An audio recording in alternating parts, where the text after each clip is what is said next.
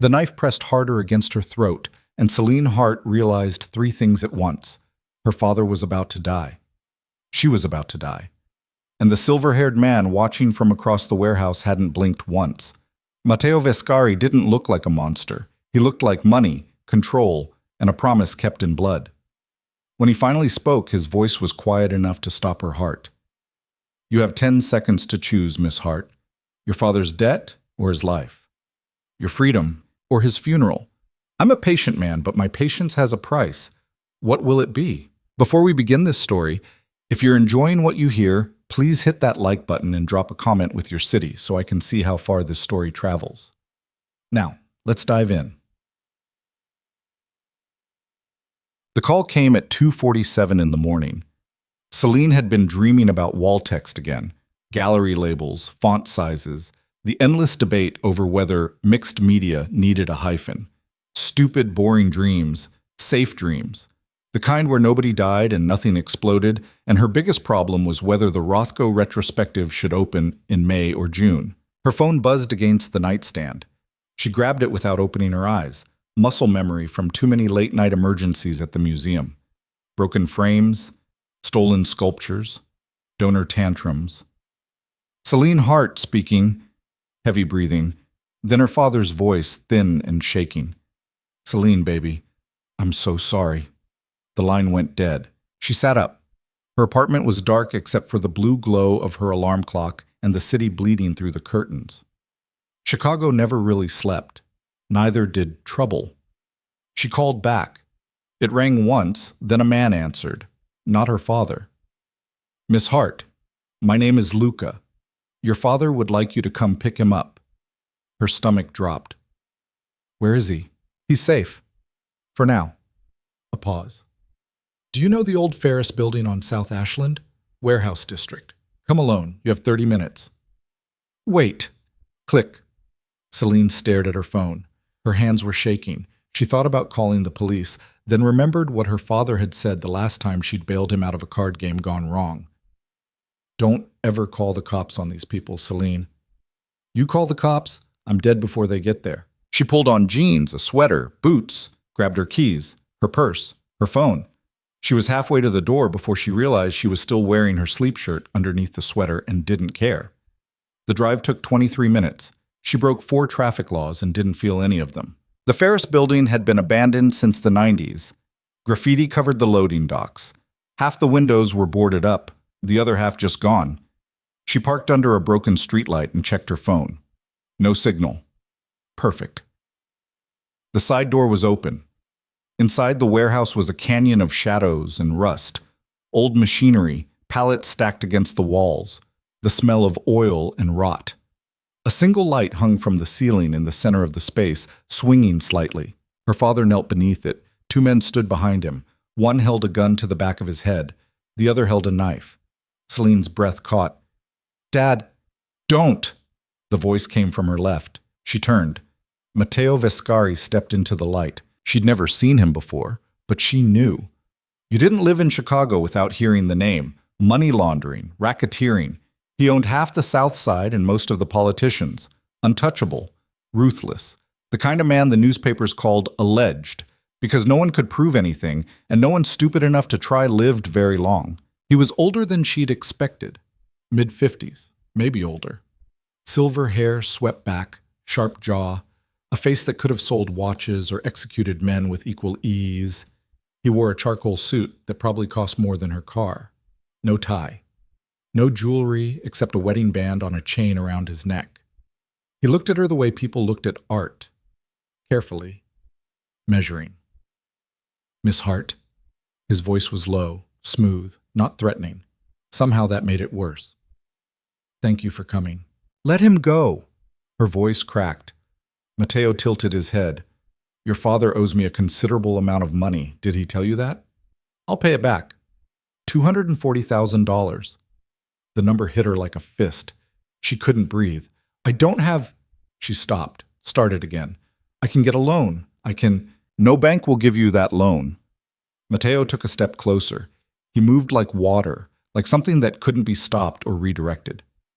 "And even if they did, your father would lose it again within a month. He has a sickness, Miss Hart, an addiction. I've been patient. I've given him chances. But patience without consequences is just weakness. Please. She hated the word as soon as it left her mouth. Please. He's all I have. I know. Mateo stopped 3 feet away, close enough that she could see the gray in his eyes, the faint scar along his temple. I know everything about you, Celine. 26 years old, graduated top of your class from Northwestern. You work at the Museum of Contemporary Art. You live alone. You visit your father every Sunday even though he disappoints you every time. You're brilliant, disciplined, and entirely wasted on a man who will never change. You don't know anything about him. I know he's gambled away everything your mother left you. I know he's borrowed from loan sharks, bookies, and men far worse than me just to feed his habit. I know you've bailed him out 6 times in the last 3 years, and it's never enough. Mateo's expression didn't change. I know you love him anyway. Celine's throat burned. What do you want? A trade. The word hung between them. You can't afford his debt, Mateo said, but you have something I need. I don't have anything. You have time. You have youth. You have the ability to give me something no amount of money can buy. The warehouse was too quiet. Her father was crying. She could hear it now, soft and broken. Mateo reached into his jacket. She flinched. He pulled out a folded piece of paper and held it out. A contract, he said. You marry me. You live in my home. You give me an heir within 1 year. In exchange, your father's debt is forgiven. He lives. You both walk away when the terms are fulfilled. She stared at him. You're insane. I'm dying. The word landed like a stone in dark water. Mateo didn't blink. I have a degenerative heart condition. My doctors give me 5 years if I'm lucky. I've built an empire, Miss Hart. I have money, power, property in 6 countries. But I have no children, no legacy, no one to carry my name when I'm gone. I need an heir. I need it done quickly, cleanly, and without the complication of love. You can't just, people do, all the time. Arranged marriages are older than countries. This is simply a business arrangement with very clear terms. He unfolded the paper. You'll live in comfort. You'll want for nothing. I won't force myself on you. When you're pregnant, you'll have the best medical care in the country. When the child is born, you'll receive $5 million, full custody if you want it, and your father's debt is erased. All I ask is 1 year of your life. That's insane, she said again, but her voice was weaker now. It's a trade. Your father's life for 1 year of yours. That's more than fair. Fair? She almost laughed. You're asking me to have your baby like I'm some kind of... You're not livestock, Miss Hart. You're a woman with a choice. Mateo's eyes didn't leave hers. A terrible choice, I grant you, but a choice nonetheless. Behind him, one of the men pressed the gun harder against her father's skull. Her father whimpered. 10 seconds, Mateo said quietly. Your father's debt or his life? Your freedom or his funeral? I'm a patient man, but my patience has a price. What will it be? Celine looked at her father, at his graying hair, his wrinkled shirt, his shaking hands. She thought about her mother, dead 10 years now. She thought about every Sunday dinner, every phone call, every desperate midnight plea for money. She thought about the gallery opening next month, the promotion she'd been working toward, the quiet life she'd built brick by brick. She thought about how much she hated him. She thought about how much she loved him anyway. If I say yes, she whispered, do I have your word he'll be safe? You have my word. Your word doesn't mean anything to me. Then you'll learn. Mateo held out a pen. I've never broken a promise, Miss Hart. I don't intend to start now. Her hand was shaking so hard she almost dropped the pen. The contract was 3 pages long. She didn't read it. Couldn't. The words blurred together. She signed her name at the bottom. Mateo took the pen back, folded the contract, slipped it into his jacket. Let him go, he said. The men stepped back. Her father collapsed forward, sobbing. Celine ran to him, caught him before he hit the concrete. He smelled like sweat and whiskey and fear. I'm sorry, he choked out. Baby, I'm so sorry. Shut up. She held him tight. Just shut up. Mateo watched them for a moment, then turned to one of his men. Take Mr. Hart home. Make sure he gets there safely. Wait. Celine looked up. That's it? That's it? I don't... What happens now? Matteo buttoned his jacket. Now you go home. Pack what you need. Tomorrow morning, a car will pick you up at 9. You'll move into my home. We'll be married by the end of the week. He paused. Do you have any questions? She had 1,000, 1,000,000. They all stuck in her throat. No, she said. Good. Matteo walked toward the door, then stopped, looked back. For what it's worth, Miss Hart, I'm sorry. I don't take pleasure in this, but I'm running out of time, and I've learned that desperate men can't afford to be gentle. Then he was gone. Celine didn't sleep that night. She sat on her couch and stared at the wall and tried to understand what she'd done. The sun came up. The city woke up around her. Her phone buzzed with emails from work, texts from friends, a voicemail from her father that she deleted without listening to. At 8:45, she showered, put on clean clothes, stood in front of her closet and wondered what you were supposed to pack when you sold your life. The car arrived at 9 exactly. Black sedan. Tinted windows. The driver was a woman in her 40s with short, dark hair and the posture of someone who'd seen worse things than a terrified bride-to-be. Miss Hart, I'm Angela. Mr. Vescari sent me. Where are we going? Home. The drive took 30 minutes, north through the city, past the suburbs, into an area where the lots got bigger and the trees got thicker and the houses stopped looking like houses and started looking like compounds. The gates were iron and 12 feet tall. The driveway was lined with maples. The house, mansion, estate, whatever you called something with 3 stories and too many windows to count, sat on top of a hill like a crown. Angela parked at the front entrance. Mr. Vescari is waiting inside. Celine got out. The air smelled like cut grass and money. The front door opened before she reached it. Matteo stood in the doorway. He changed into dark slacks and a white shirt, sleeves rolled to his elbows. No jacket. He looked almost normal, almost human. Welcome, he said. She didn't answer. He stepped aside. Come in. The foyer was marble and chandeliers and a staircase that curved like a question mark. Oil paintings on the walls. Fresh flowers on a table that probably cost more than her rent. Everything was clean, elegant, expensive. Everything looked like it had been chosen by someone who understood beauty but didn't care about it. Your room is upstairs, Matteo said. 2nd floor, east wing. Angela will show you. You'll have your own bathroom, closet, sitting area. If you need anything, ask her or any of the staff. Staff? Housekeeper, cook, groundskeeper, driver, security. He said it like he was listing groceries. They're discreet. They won't bother you unless you ask. Celine set down her suitcase. When's the wedding? Friday. Small ceremony, just us and a judge. No guests. Do I get a say in any of this? No. Matteo met her eyes. But I'll be fair. You'll have freedom within reason. You can keep working if you'd like, though I'd prefer you didn't once you're pregnant.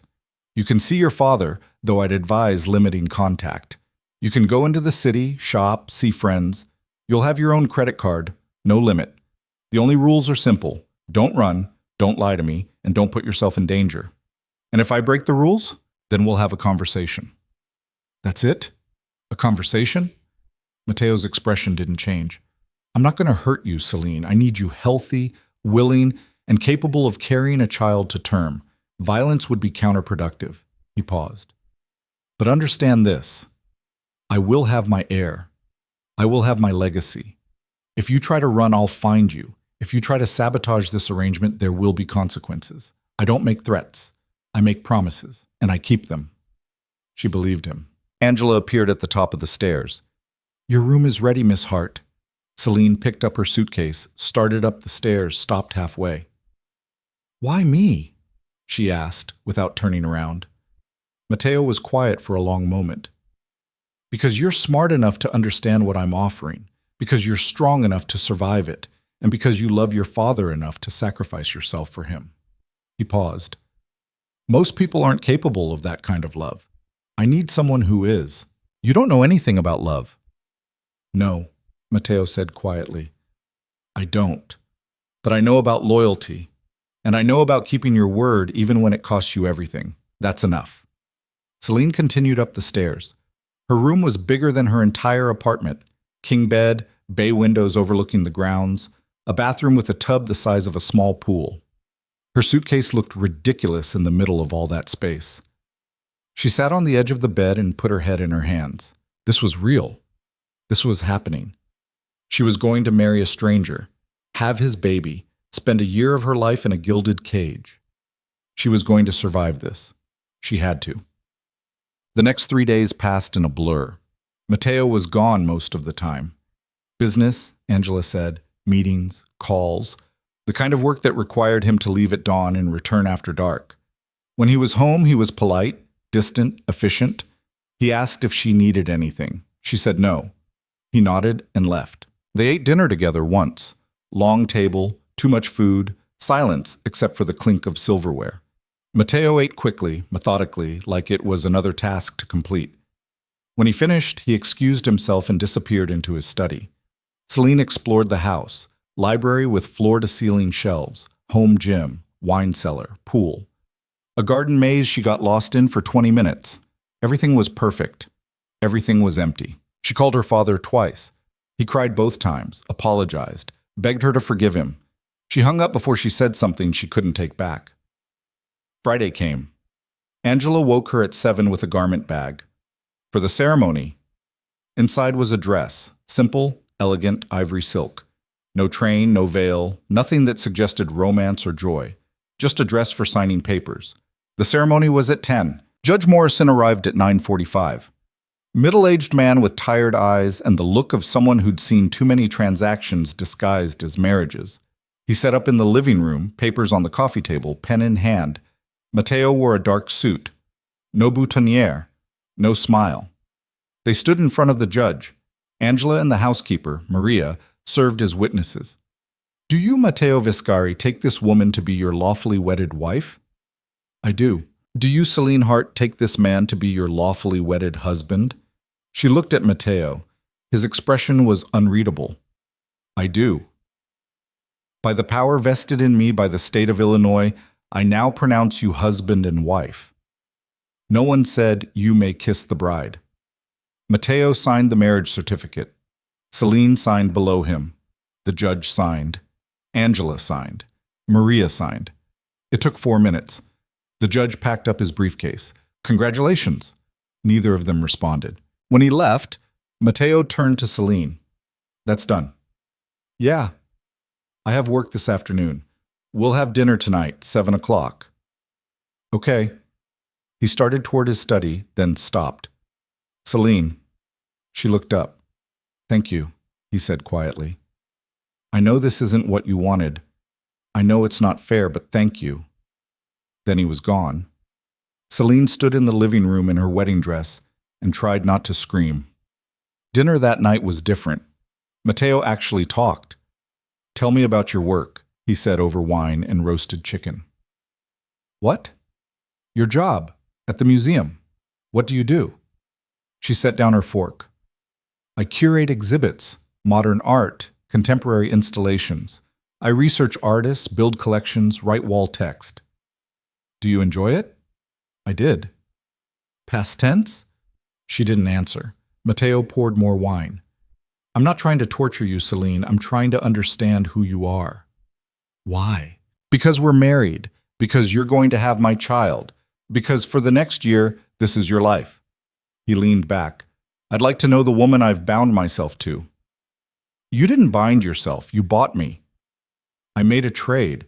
There's a difference. No, there isn't. Matteo was quiet for a moment.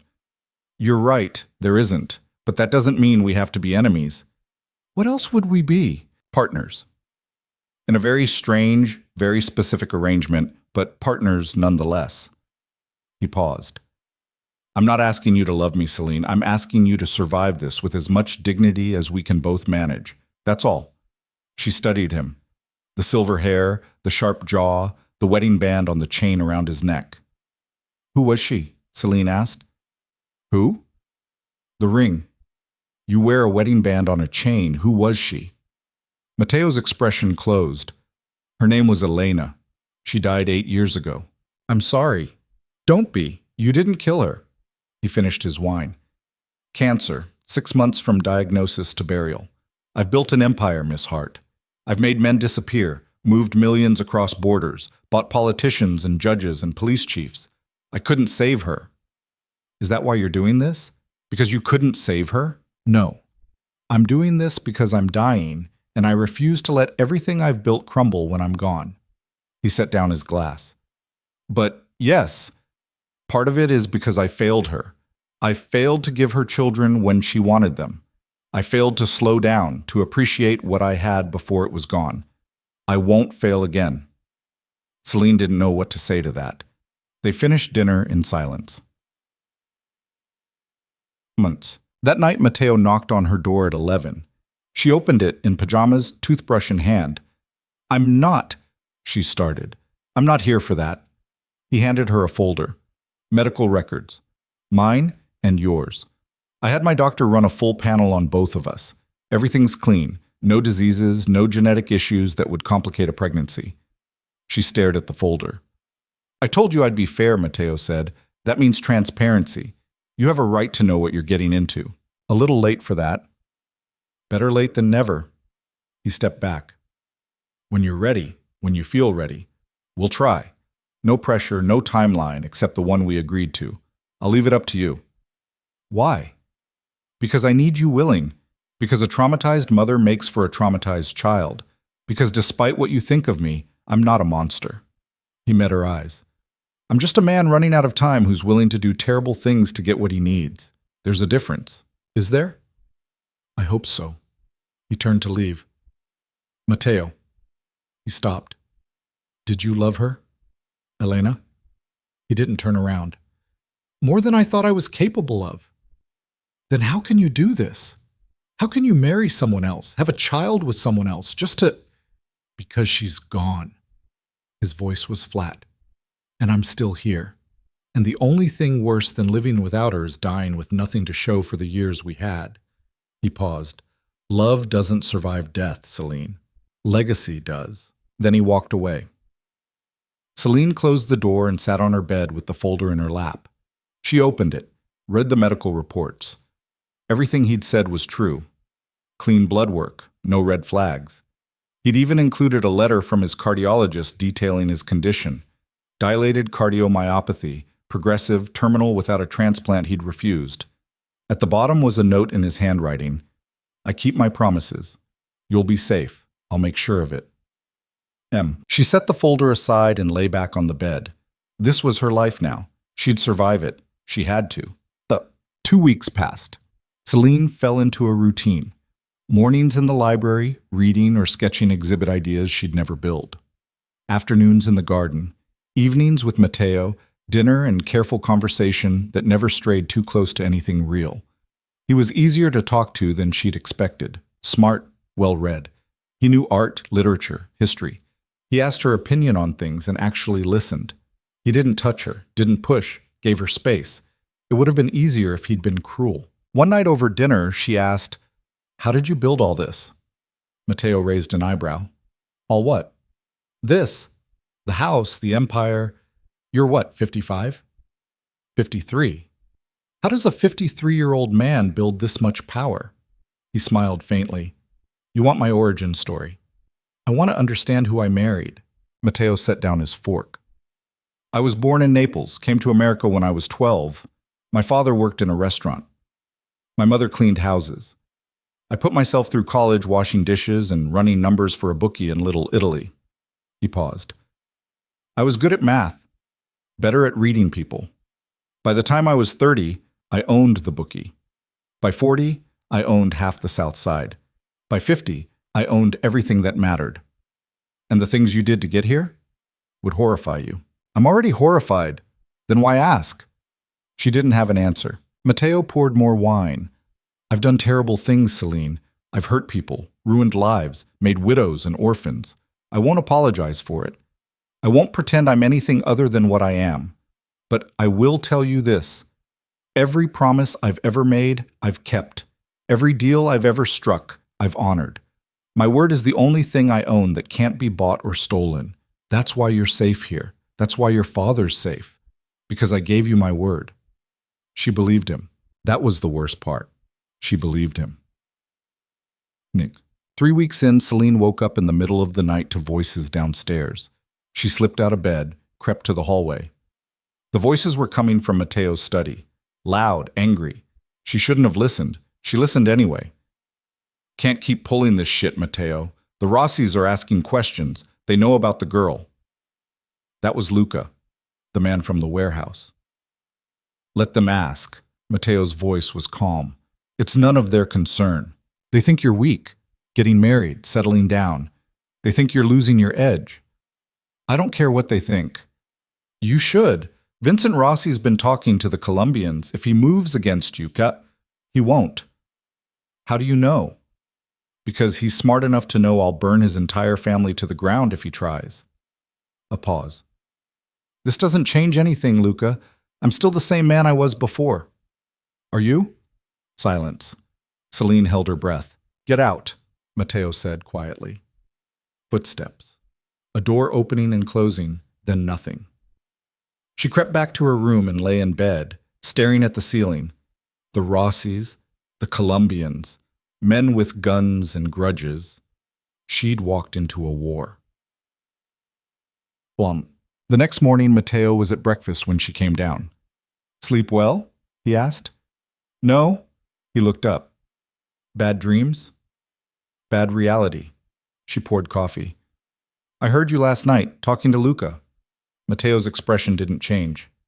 Eavesdropping isn't polite. Neither is dragging someone into a war without telling them. You're not in a war. You're in my home. You're protected. For how long? As long as I'm alive. He set down his newspaper. The Rossis are a nuisance, nothing more. Vincent's been trying to take my territory for years. He won't succeed. How do you know? Because he's a coward, and cowards don't win wars. Celine sat across from him. What happens if you're wrong? I'm not. But if you are, then you'll be taken care of. I've made arrangements, trusts, accounts in your name, enough money to disappear if you need to. You and the child will be safe no matter what happens to me. That's not comforting. It's the truth. Mateo folded his newspaper. You asked me once why you. This is why. Because you're strong enough to survive even if I'm gone. Because you'll protect that child with everything you have. Because you won't break. You don't know that. Yes, he said quietly. I do. They stared at each other. Celine broke first. I hate this. I know. I hate you. I know. But I'm not going anywhere. Mateo smiled, just barely, just enough. I know. 4 weeks in, Celine made her decision. She knocked on Mateo's study door at 10 p.m. Come in. He was at his desk, reading something on his laptop. He looked up when she entered, saw her expression. Celine. I'm ready. He closed the laptop, stood. Are you sure? No, but I'm doing it anyway. They stood in his study, 3 feet apart, the air between them electric and terrifying. Mateo moved first, slowly, carefully. He crossed the space between them and stopped just close enough to touch, but didn't. We don't have to do this tonight, he said. Yes, we do. If I wait, I'll lose my nerve. Then we'll do this right. He took her hand. His palm was warm, calloused. No fear, no coercion, just us. I'm terrified. I know. I don't love you. I don't love you either. Then why does this feel like something it shouldn't? Mateo looked at her for a long moment. Because you're human. Because I'm human. Because even terrible transactions have moments of grace. He led her upstairs. What happened next wasn't love, but it wasn't violence either. It was something in between, careful, deliberate, almost kind. When it was over, Celine lay in the dark and tried not to cry. Mateo lay beside her, not touching, just breathing. Are you all right? He asked. No. Will you be? I don't know. He was quiet for a long time. Then, so softly she almost didn't hear it. Neither do I. 6 weeks in, Celine missed her period. 7 weeks in, she took a test. Positive. She stared at the little pink plus sign and felt nothing, then everything, then nothing again. She found Mateo in his study. I'm pregnant. He looked up from his papers. His face didn't change, but something in his eyes shifted. You're sure? 3 tests, all positive. He stood, crossed to her, stopped just close enough to matter. How do you feel? I don't know. Scared? Yes. Good. Fear keeps you careful. He paused. I'll call my doctor. We'll get you in for a full exam, blood work, ultrasound, whatever you need. Okay. And Celine, she looked up. Thank you. Don't, her voice cracked. Don't thank me for this. Don't make it into something it's not. I'm not. I'm thanking you for keeping your word. That's all. She left before he could see her cry. The first ultrasound was at 8 weeks. Matteo drove her himself, didn't say much, just stayed close. The doctor, Dr. Patel, a calm woman in her 40s, did the exam. Cold gel, wand pressing against her stomach, grainy black and white image on the screen. There, Dr. Patel said, pointing. That's the heartbeat. A tiny flutter, fast, strong. Celine stared at the screen. That was real. That was happening. That was a person. Matteo's hand found hers, squeezed. When they left the clinic, he didn't let go. They drove home in silence. That night, he knocked on her door with a small box. What is this? Open it. Inside was a bracelet, simple silver chain, single charm, a tiny heartbeat etched into a flat disc. I had it made, Matteo said, from the ultrasound, so you'd always remember. She stared at him. Why? Because this matters. Because despite how it started, that child matters. And I want you to know I see that. Celine closed the box. I still hate you. I know. But thank you. You're welcome. He left. She put on the bracelet, didn't take it off. 9 weeks, 10 weeks, 11. Her body changed. Morning sickness hit hard. She spent most mornings in the bathroom, Matteo holding her hair back, saying nothing. He was careful with her now, protective. He canceled meetings to drive her to appointments, made sure she ate, checked on her at night. It would have been easier if he'd stayed distant. 12 weeks, the nausea eased. 13 weeks, she felt human again. 14 weeks, she caught him reading a book on pregnancy. He looked up, saw her watching, didn't try to hide it. Research, he said. For what? For this, he gestured vaguely. I don't know what I'm doing. Neither have I. No, but you're braver than I am. I'm not brave, I'm trapped. You could have said no. You could have walked away and let your father die. You didn't. That's brave. She sat beside him. Do you really believe that? Yes. Then you're a better liar than I thought. He smiled faintly. Maybe. They sat in the library side by side, not touching but close. What happens after? Celine asked. After what? After the baby's born. After the year is up. What happens to us? Matteo closed his book. You're free. That was the deal. And you? I'll raise the child, love the child, give them everything I couldn't give Elena. And me. He looked at her. That's up to you. What if I stay? Why would you? I don't know. Maybe I'm tired of running. Maybe I'm curious what happens when the terrible part is over.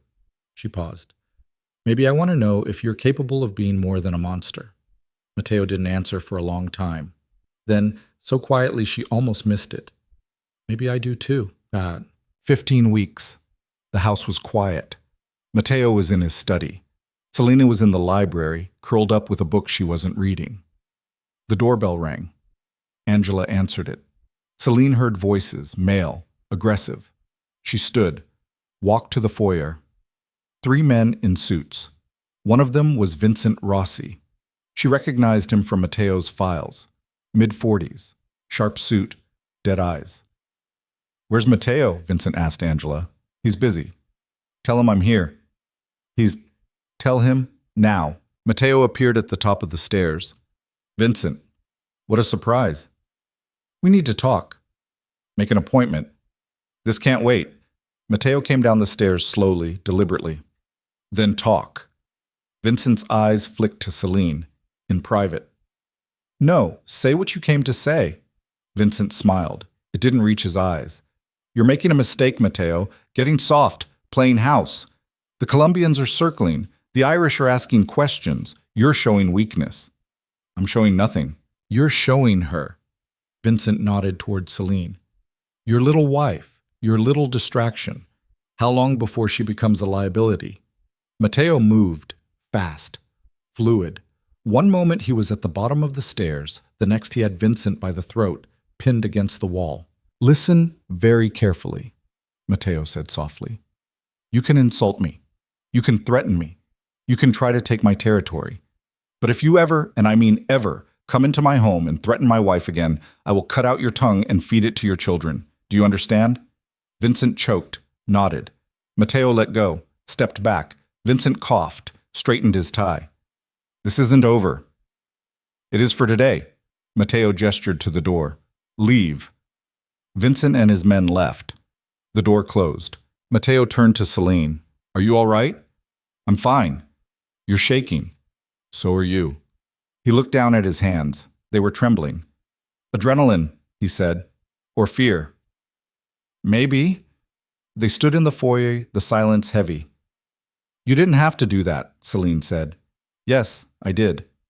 Why? Because you're mine. The word hung between them. Not in the way you think, Mateo added quietly, but mine to protect, mine to defend, mine to keep safe. That was the deal. That's not what the contract says. No, but it's what I promised. He met her eyes. And I keep my promises. Celine didn't know what to say, so she didn't say anything, but she didn't look away either. And for the first time since this nightmare began, she wondered if maybe, just maybe, Matteo Viscari wasn't just a monster wearing a man's face. Maybe he was a man learning to be something more. Or maybe she was just fooling herself. Time would tell. That night, Celine couldn't sleep. She kept seeing Vincent Rossi's face, the dead look in his eyes, the way Matteo's hand had wrapped around his throat without hesitation. She'd seen violence before, her father's bruises after bad card games, bar fights outside their old apartment building, but this was different. This was controlled, surgical. The kind of violence that came from a man who knew exactly what he was capable of and had made peace with it years ago. She found herself standing outside Matteo's study at 2 a.m, hand raised to knock, not sure why she was there. The door opened before she could decide. Matteo stood in the doorway, still dressed, eyes tired but alert. Can't sleep? No. Neither can I. He stepped aside. Come in. The study was all dark wood and leather, shelves lined with books that looked actually read, not just decorative. A half-empty glass of whiskey sat on his desk next to a stack of papers covered in numbers she didn't understand. Sit, he said. She took the chair across from his desk. He poured another glass of whiskey, offered it. She shook her head. I shouldn't. The baby. Right. He set the bottle down, sat. What's on your mind? Vincent Rossi. He's not your concern. He threatened me. In your house. That makes him my concern. Matteo leaned back, studying her. Fair enough. What do you want to know? Is he going to come back? Eventually. And when he does? I'll handle it. How? Matteo took a slow drink. There are ways to handle men like Vincent. Most of them aren't pleasant. None of them are legal. But they're effective. You're talking about killing him. I'm talking about protecting what's mine. He set down his glass. Vincent's been a problem for 5 years. He's ambitious, reckless, and stupid enough to think ambition and recklessness make him dangerous. They don't. They make him predictable. But you haven't killed him yet. No. Why not? Because his father, Marco Rossi, is an old friend. We came up together, different sides of the city, but we had an understanding. Marco kept Vincent on a leash. 3 months ago, Marco had a stroke. He's in a care facility now, can't speak, can't walk. Vincent thinks that makes him the head of the family. Matteo's jaw tightened. He's wrong. So what happens? Vincent makes his play. I respond. The situation resolves itself. That's not an answer. It's the only answer I can give you right now. Celine wrapped her arms around herself. The baby was the size of an avocado now, according to the app on her phone. She could feel it sometimes, a flutter low in her belly that might have been movement or might have been anxiety. "I don't want this," she said quietly. "The pregnancy? The war? The violence? I don't want our child born into this. Our child will be born into money, protection, and a legacy most people can't imagine. That's better than what 99% of the world gets. It's not better if you're dead." Matteo went very still. "I'm not planning on dying. Your heart condition is manageable. I take medication. I see my cardiologist every month. I've got 5 years, maybe more if I'm careful. That's not enough time. It's more than some people get." She looked at him then, really looked. The silver hair, the lines around his eyes, the scar on his temple, the wedding band on the chain around his neck. He looked tired, not just physically tired, but soul tired. The kind of exhaustion that came from carrying too much weight for too long. "Do you ever regret it?" she asked. "Regret what?" "All of it. The choices you made, the things you did to get here." Matteo was quiet for a long time. "Every day. But regret doesn't change the past. It just makes you miserable in the present." "That's bleak. That's realistic." He stood, walked to the window. Chicago glittered in the distance, a constellation of man-made stars. "I've done terrible things, Celine, things that would make you hate me even more than you already do. But I did them for reasons that made sense at the time: survival, protection, revenge, love, in its own twisted way." He paused. "Elena used to ask me the same thing, why I couldn't just walk away, start over somewhere clean. I told her I would, after one more deal, one more year, one more—" His voice caught. "I never did. And then she was gone and there was no one left to walk away for. Until now." He looked back at her. "You're not Elena.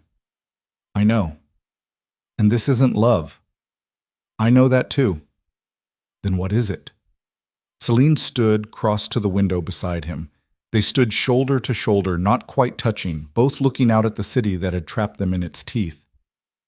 "It's a chance," she said, "for both of us, to be something other than what we were." Matteo turned to face her. In the dim light, his eyes looked almost soft. "You still hate me?" "Yes. Good. Don't stop. The day you stop hating me is the day I've broken you, and I need you whole." "Why?" "Because broken people make broken children, and I won't do that." He reached out, hesitated, then gently placed his hand on her stomach. The baby kicked. His eyes widened. "Was that—" "Yeah." "Does it hurt?" "No. It's just strange." They stood like that for a moment, his hand on her belly, her breath caught in her throat, the baby moving between them like a secret neither of them knew how to keep. Then Matteo pulled back. "You should sleep. It's late. So should you." "I don't sleep much anymore." "Guilt?" "Practicality. The less I sleep, the more I get done. The more I get done, the safer you are. That's not sustainable." "I don't need sustainable. I just need enough time." He walked her to the door. "Good night, Celine." "Good night." She made it halfway to her room before she realized she felt something new. Not quite trust, not quite comfort, but something adjacent to both, something dangerous. She was starting to see Matteo as human. That was a mistake.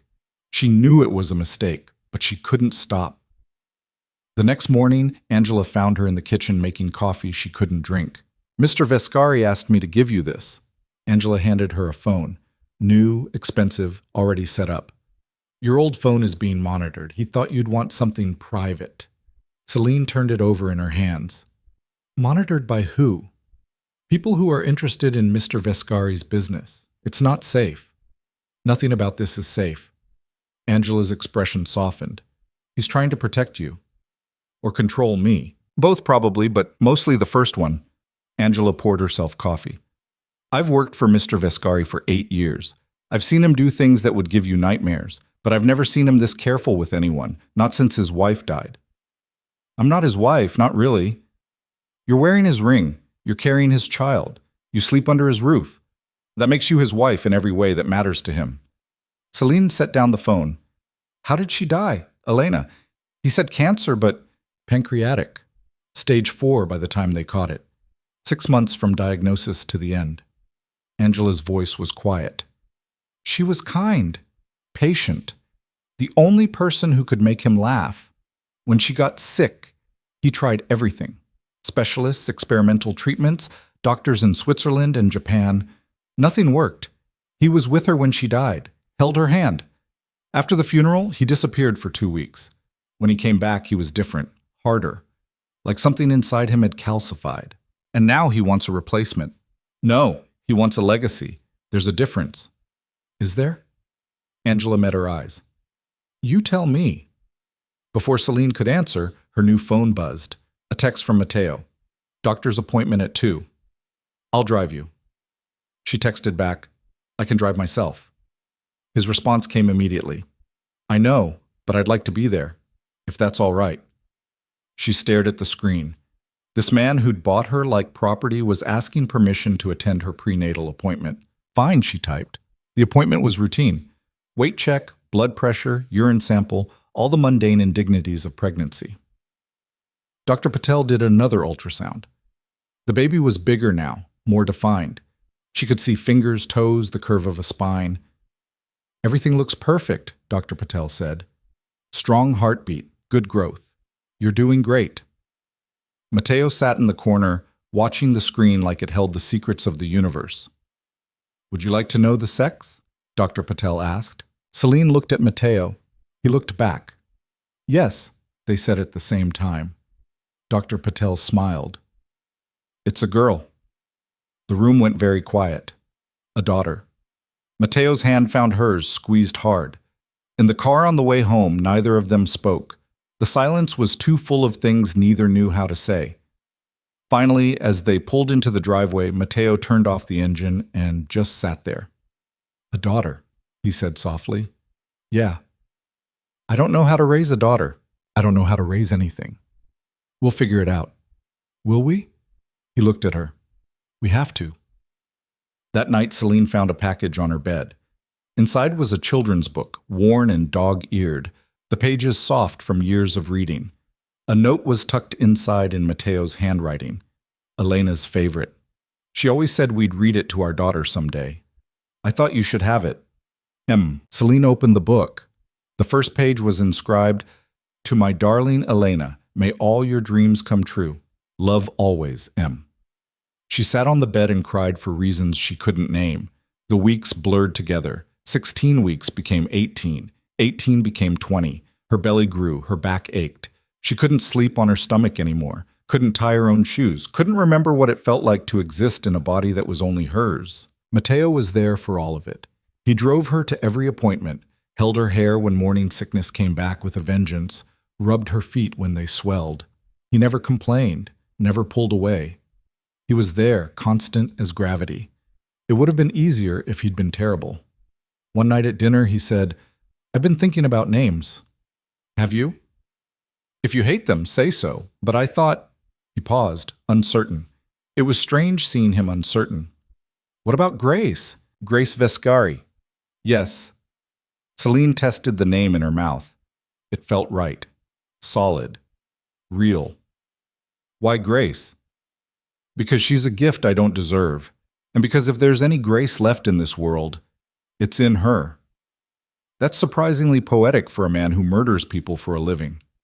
I contain multitudes. Apparently. They ate in silence for a moment. I like it, Celine said quietly. Grace. Matteo smiled, not the careful, controlled smile he usually wore, but something genuine, something almost joyful. Good. But I get to pick the middle name. Done. Rose. Grace Rose Vescari. After your mother? How did you, I told you. I know everything about you. He paused. Rose was her middle name. She was a teacher, died when you were 16, car accident. Your father fell apart after, started gambling to numb the pain. Matteo's voice was gentle. I'm sorry. Don't be. You didn't kill her. No. But I understand loss, and I'm sorry you had to learn it so young. Celine pushed food around her plate. Do you think she'd hate me for this? For what I did? I think she'd understand. How do you know? Because mothers understand sacrifice. It's in their bones. He set down his fork. You gave up your freedom to save your father. That's love, Celine. Complicated, angry, resentful love, but love nonetheless. Your mother would see that. I hope you're right. So do I. At 22 weeks, Celine woke up to blood. Not much, just spotting, but enough to send ice through her veins. She stumbled to Matteo's room without thinking, burst through the door. He was already awake, sitting up in bed with a book. I'm bleeding, she said. He moved fast, threw on clothes, grabbed his phone, had her in the car within 3 minutes. He broke every traffic law on the way to the hospital, one hand on the wheel, the other gripping hers. It's going to be okay, he kept saying. It's going to be okay. She couldn't answer, couldn't breathe. All she could think was not her, not Grace, please, not Grace. The ER was chaos. Bright lights, too many questions, forms she couldn't read. Matteo handled it. He was calm, efficient, terrifying in his focus. Within 10 minutes, she was in a room with a doctor pressing an ultrasound wand to her belly. The heartbeat came through the speakers. Strong, fast, perfect. There she is, the doctor said. Heartbeat's good. Baby looks fine. The bleeding, Celine's voice cracked. Probably just a subchorionic hematoma, common in pregnancy. Usually resolves on its own. We'll monitor you, run some tests, but right now everything looks fine. Celine started crying. She couldn't stop. Relief, terror, exhaustion, all of it pouring out. Matteo sat beside her on the hospital bed and pulled her against his chest. She went. She couldn't not. She needed something solid to hold on to, and he was there. I've got you, he murmured into her hair. I've got you. They kept her overnight for observation. Matteo never left. He sat in the chair beside her bed, working on his laptop, taking calls in a low voice, one eye always on the monitors tracking Grace's heartbeat. At 3 a.m, Celine woke to find him asleep in the chair, head tilted back, neck at an angle that would hurt in the morning.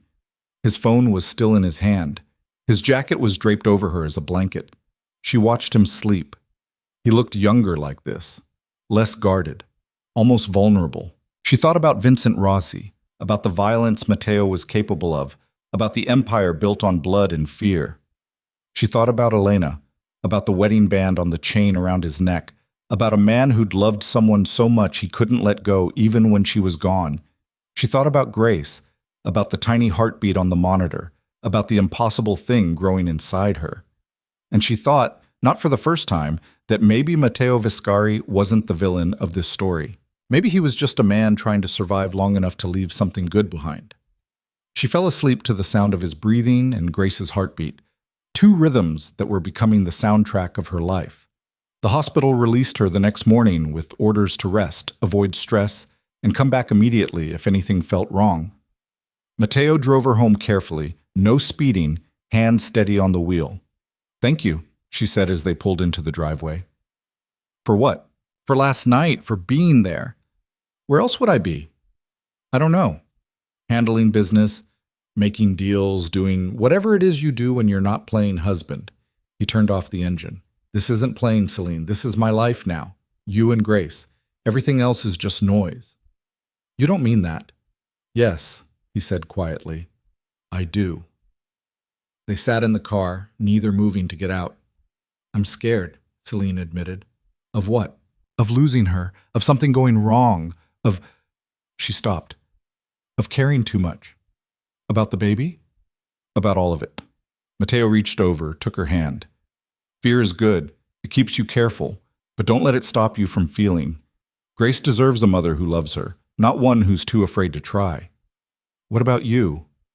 What about me? Are you afraid? He was quiet for a long moment. Terrified. Every day. But I'm more afraid of wasting the time I have left than I am of anything else. They went inside. Matteo set her up in the library with blankets and tea and a stack of books. He worked from the chair across from her, laptop balanced on his knee, making calls and typing emails while keeping watch like she might disappear if he looked away. She fell asleep reading. When she woke up, someone had tucked a blanket around her and left a note on the side table. Rest. I'll be in my study if you need me. M. She picked up the note. His handwriting was surprisingly elegant, each letter precise and controlled. Like everything else about him. She kept the note. She didn't examine why. Over the next 2 weeks, Matteo became almost obsessive about her health. He hired a private nurse to check on her daily. He had the kitchen staff prepare meals based on recommendations from Dr. Patel. He rearranged his schedule to work from home. He even started attending prenatal yoga classes with her, sitting in the back in his expensive suit, completely out of place among the pregnant women and their supportive husbands. "You don't have to do this," Celine told him after the third class. "I want to." "Why?" "Because I missed everything with Elena. Every milestone, every moment. I was too busy building an empire to notice I was losing what mattered." He rolled up his yoga mat with more aggression than necessary. "I won't make that mistake again." "I'm not Elena." "I know, but Grace is my daughter, and you're—" He stopped. "I'm what?" "Important. You're important." It wasn't love, it wasn't romance, but it was something. And that something was starting to scare her more than anything else. At 24 weeks, Vincent Rossi made his move. It started with a fire at one of Matteo's warehouses. No one was hurt, but the message was clear. Then 2 of his trucks were hijacked. Then a restaurant he owned was vandalized. Matteo didn't talk about it, but Celine could see the tension in his shoulders, the way he checked his phone constantly, the late-night meetings in his study with men who looked like they killed people for breakfast. One night, she found Luca in the kitchen at midnight, nursing a split lip and a black eye. "What happened?" "Nothing." "That doesn't look like nothing." Luca grabbed ice from the freezer. "Vincent's getting bold. He hit one of our collections tonight. We hit back." "Is Matteo okay?" "He wasn't there. He's too smart to get his hands dirty anymore." "But you're not?" Luca smiled grimly. "Someone has to protect what he's built." "And if Vincent kills you?" "Then someone else steps up. That's how this works." He pressed ice to his eye. "Don't worry about it, Mrs. Viscari. We've got it handled." "That's what everyone keeps saying." "Because it's true. Vincent's playing checkers. Matteo's playing chess. There's no contest." But Celine couldn't shake the feeling that something was coming. Something bad. Something that would change everything. 2 days later, she got her answer. She was in the garden when Angela found her, face pale, phone in hand. "You need to come inside, now." "What's wrong?" "It's your father." The world tilted. Celine ran inside, Angela close behind. Matteo was in his study, phone to his ear, face carved from stone. He hung up when he saw her. "Sit down." "What happened?" "Sit down." She sat. Her hands were shaking. "Is he dead?" "No, but he's in the hospital. Someone beat him badly. Broken ribs, concussion, internal bleeding. He's stable, but—" "Who did it?" Matteo's jaw tightened. "Vincent Rossi's men. They left a message. Your protection doesn't mean shit." The room spun. "I need to see him." "No." "He's my father. And you're 7 months pregnant. I'm not letting you anywhere near a hospital where Vincent's people might be watching." "You can't stop me." "Yes," Matteo said quietly. "I can. And I will. Because if anything happens to you or Grace, I will burn this entire city to the ground, and your father will have died for nothing. You promised he'd be safe." "I know." "You gave me your word." "I know." "Then how did this happen?" Matteo stood, crossed to the window, hands braced on the sill. "I underestimated Vincent. I thought he'd come at me directly. I didn't think he'd be stupid enough to go after your father." "So what now?" He turned. The look on his face made her blood run cold. "Now I end this." "What does that mean?" "It means Vincent Rossi just signed his death warrant. He broke the rules. He hurt someone under my protection. He made this personal." Matteo's voice was flat, emotionless. The voice of a man who'd made this decision 1,000 times before. "By tomorrow morning, he'll be dead. His men will be dead. Anyone who helped him will be dead. And your father will be safe. You can't just—" "Yes, I can. And I will. Because that's who I am, Celine. That's what I do. I'm not a good man. I'm not a redeemable man. I'm a man who keeps his promises by any means necessary." He crossed back to her, knelt in front of her chair. "I promised to protect your father. I failed. I won't fail again. If you do this, there's no going back. There was never any going back. Not for me." She looked at him. Really looked.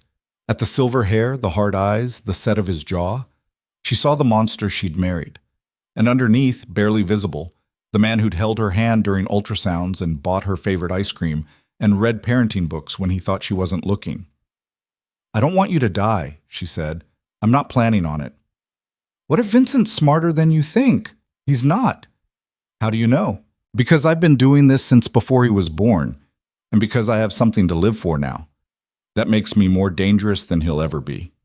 He stood, pressed a kiss to her forehead. It was the first time he'd done that without asking. "Stay here. Angela and Maria will look after you. Don't leave the house. Don't answer the door. Don't talk to anyone you don't know." He paused at the door. "I love you." The words hung in the air like smoke. Celine stared at him.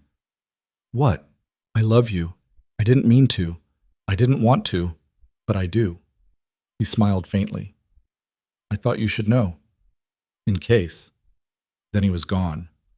Celine sat in his study, hand on her belly, Grace kicking hard against her palm, and tried to understand what had just happened. Matteo Vescari, the man who'd bought her like property, who'd forced her into this nightmare, who'd made her life a cage. That man had just said he loved her.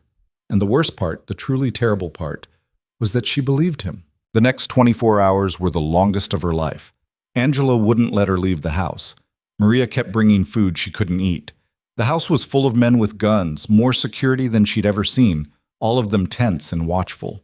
Matteo didn't call, didn't text, just vanished into whatever darkness he inhabited when he became the monster everyone feared. She tried to sleep. Couldn't. Grace wouldn't stop moving, like she could feel the tension in her mother's body. Celine paced her room, hands on her belly, whispering promises she wasn't sure she could keep. At dawn, she heard cars in the driveway. She ran downstairs. Angela tried to stop her. She pushed past. Matteo stood in the foyer, jacket gone, shirt untucked, blood on his hands. She froze. "Is that not mine?" "Vincent? Dead, along with everyone who helped him." His voice was empty. "Your father's safe. I've moved him to a private facility with round-the-clock security. He'll recover. And you?" "I'm fine." "You're covered in blood." "I said I'm fine." She crossed to him, took his hands, turned them over. The blood was dried, dark, someone else's life staining his skin. "Go shower," she said quietly. "I'll have Maria make you breakfast." "I'm not hungry." "I don't care. You need to eat. You need to rest. And you need to stop looking at me like you're waiting for me to run." "Aren't you?" "No." "You should." "I know, but I'm not." She squeezed his hands. "Go shower. We'll talk after." He went. She stood in the foyer, listening to his footsteps on the stairs, and tried to figure out what she was feeling: fear, disgust, anger. But underneath all of that, something else. Something softer. Something that felt dangerously close to love. She was in trouble. Deep, complicated, impossible trouble. Because somewhere between the warehouse and the hospital, and the ultrasounds and the late-night conversations, she'd stopped seeing Matteo as her captor. She'd started seeing him as her partner, as the father of her child, as someone worth saving. And that was the most dangerous thing of all, because men like Matteo Vescari didn't get saved. They got survived, and she wasn't sure she had the strength to do both. When Matteo came downstairs an hour later, his hair was still damp, and he'd changed into clean clothes, but the exhaustion hadn't left his face. He looked 10 years older than he had yesterday. He looked like a man who'd crossed a line he could never uncross, even though Celine suspected he'd crossed it 100 times before. She was waiting in the dining room with coffee and toast she'd made herself because she needed something to do with her hands. He sat across from her, didn't touch the food. "Your father's awake," he said. "I spoke to his doctor an hour ago. He'll need surgery on his ribs, but he's going to be fine." "Can I see him?" "In a few days, once things settle." "Things being the fact that you killed a dozen people last night." Matteo's jaw tightened. 11. And yes. "Do I want to know how?" "No." She pushed the toast toward him. "Eat something." "I told you I'm not hungry. And I told you I don't care. You need to eat, you need to sleep, and you need to stop punishing yourself for keeping your promise." "I'm not—" He stopped. Started again. I told you I loved you. I know. I shouldn't have. Probably not. It complicates things. Everything about this is already complicated. He finally picked up a piece of toast, bit into it without tasting. Do you want me to take it back? Can you? No? Then what's the point? They sat in silence, the morning light cutting through the windows, Grace doing gymnastics against Celine's ribs. She was running out of room in there, getting stronger, more insistent, like she was impatient to meet the world neither of her parents knew how to navigate. I don't know how to do this, Celine said finally. Do what? Care about you. Be angry at you. Need you. Hate what you are and still want you here. She pressed her palm to her belly. I don't know how to reconcile the man who held my hand during ultrasounds with the man who came home with blood on his hands. You're not supposed to reconcile it. They're both me. That's not an answer. It's the only answer I have. Grace kicked hard. Celine winced. Matteo was around the table in an instant, kneeling beside her chair. Are you okay? Is it? She's fine. She's just restless. Celine took his hand, placed it where Grace was moving. Feel that? His eyes widened. She's strong. She gets it from you. No, she gets it from you. He kept his hand there, feeling his daughter move, and something in his face cracked open. I'm sorry. For what? For all of it. For buying you. For forcing this. For being too broken to give you anything good. You gave me her. That doesn't make up for the rest. No. But it's something. They stayed like that, his hand on her belly, her hand over his, Grace moving between them like a promise neither of them deserved. I meant it, Matteo said quietly. What I said last night. I love you. Not because of the contract, not because you're carrying my child, but because you're brave and sharp, and you don't take my shit and you make me want to be better than I am, even though I know I never will be. Celine's throat was tight. I can't say it back. I know. I don't know if I'll ever be able to. I know that too. But I don't hate you anymore. He looked up at her. What do you feel? Confused. Scared. Like I'm standing on the edge of something and I don't know if I'm falling or flying. She touched his face. His skin was warm, rough with stubble. I see you, Matteo, the monster and the man, and I don't know which one I'm more afraid of. Be afraid of both. They'll both hurt you eventually. That's comforting. I'm not here to comfort you. I'm here to keep you alive. Is that all? No. He turned his face into her palm, closed his eyes. But it's all I can promise. The next few days were strange, quiet, like the city was holding its breath, waiting to see what would happen now that Vincent Rossi was gone. Matteo worked from home, made calls behind closed doors, had meetings with men who looked relieved and terrified in equal measure. The power structure had shifted. He was untouchable again, and everyone knew it.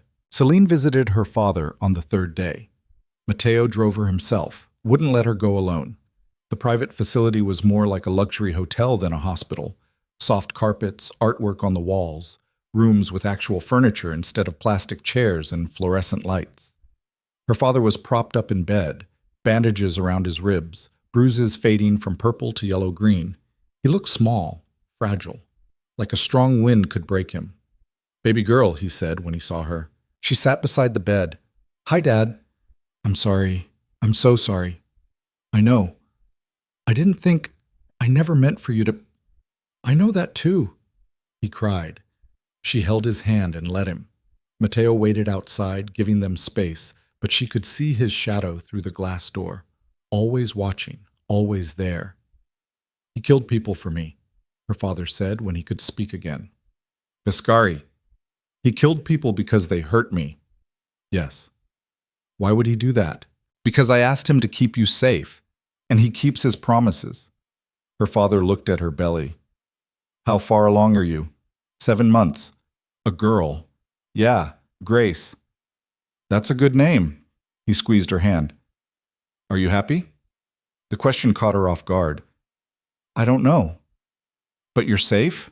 Yes. And he treats you well? She thought about Matteo holding her hair back when she was sick, rubbing her feet when they swelled, falling asleep in hospital chairs, coming home with blood on his hands. In his own way, that's more than I ever gave you. Dad, no, it's true. I was never there, never strong enough. Your mother would be ashamed of me. Mom would want you to get better. I will. I am.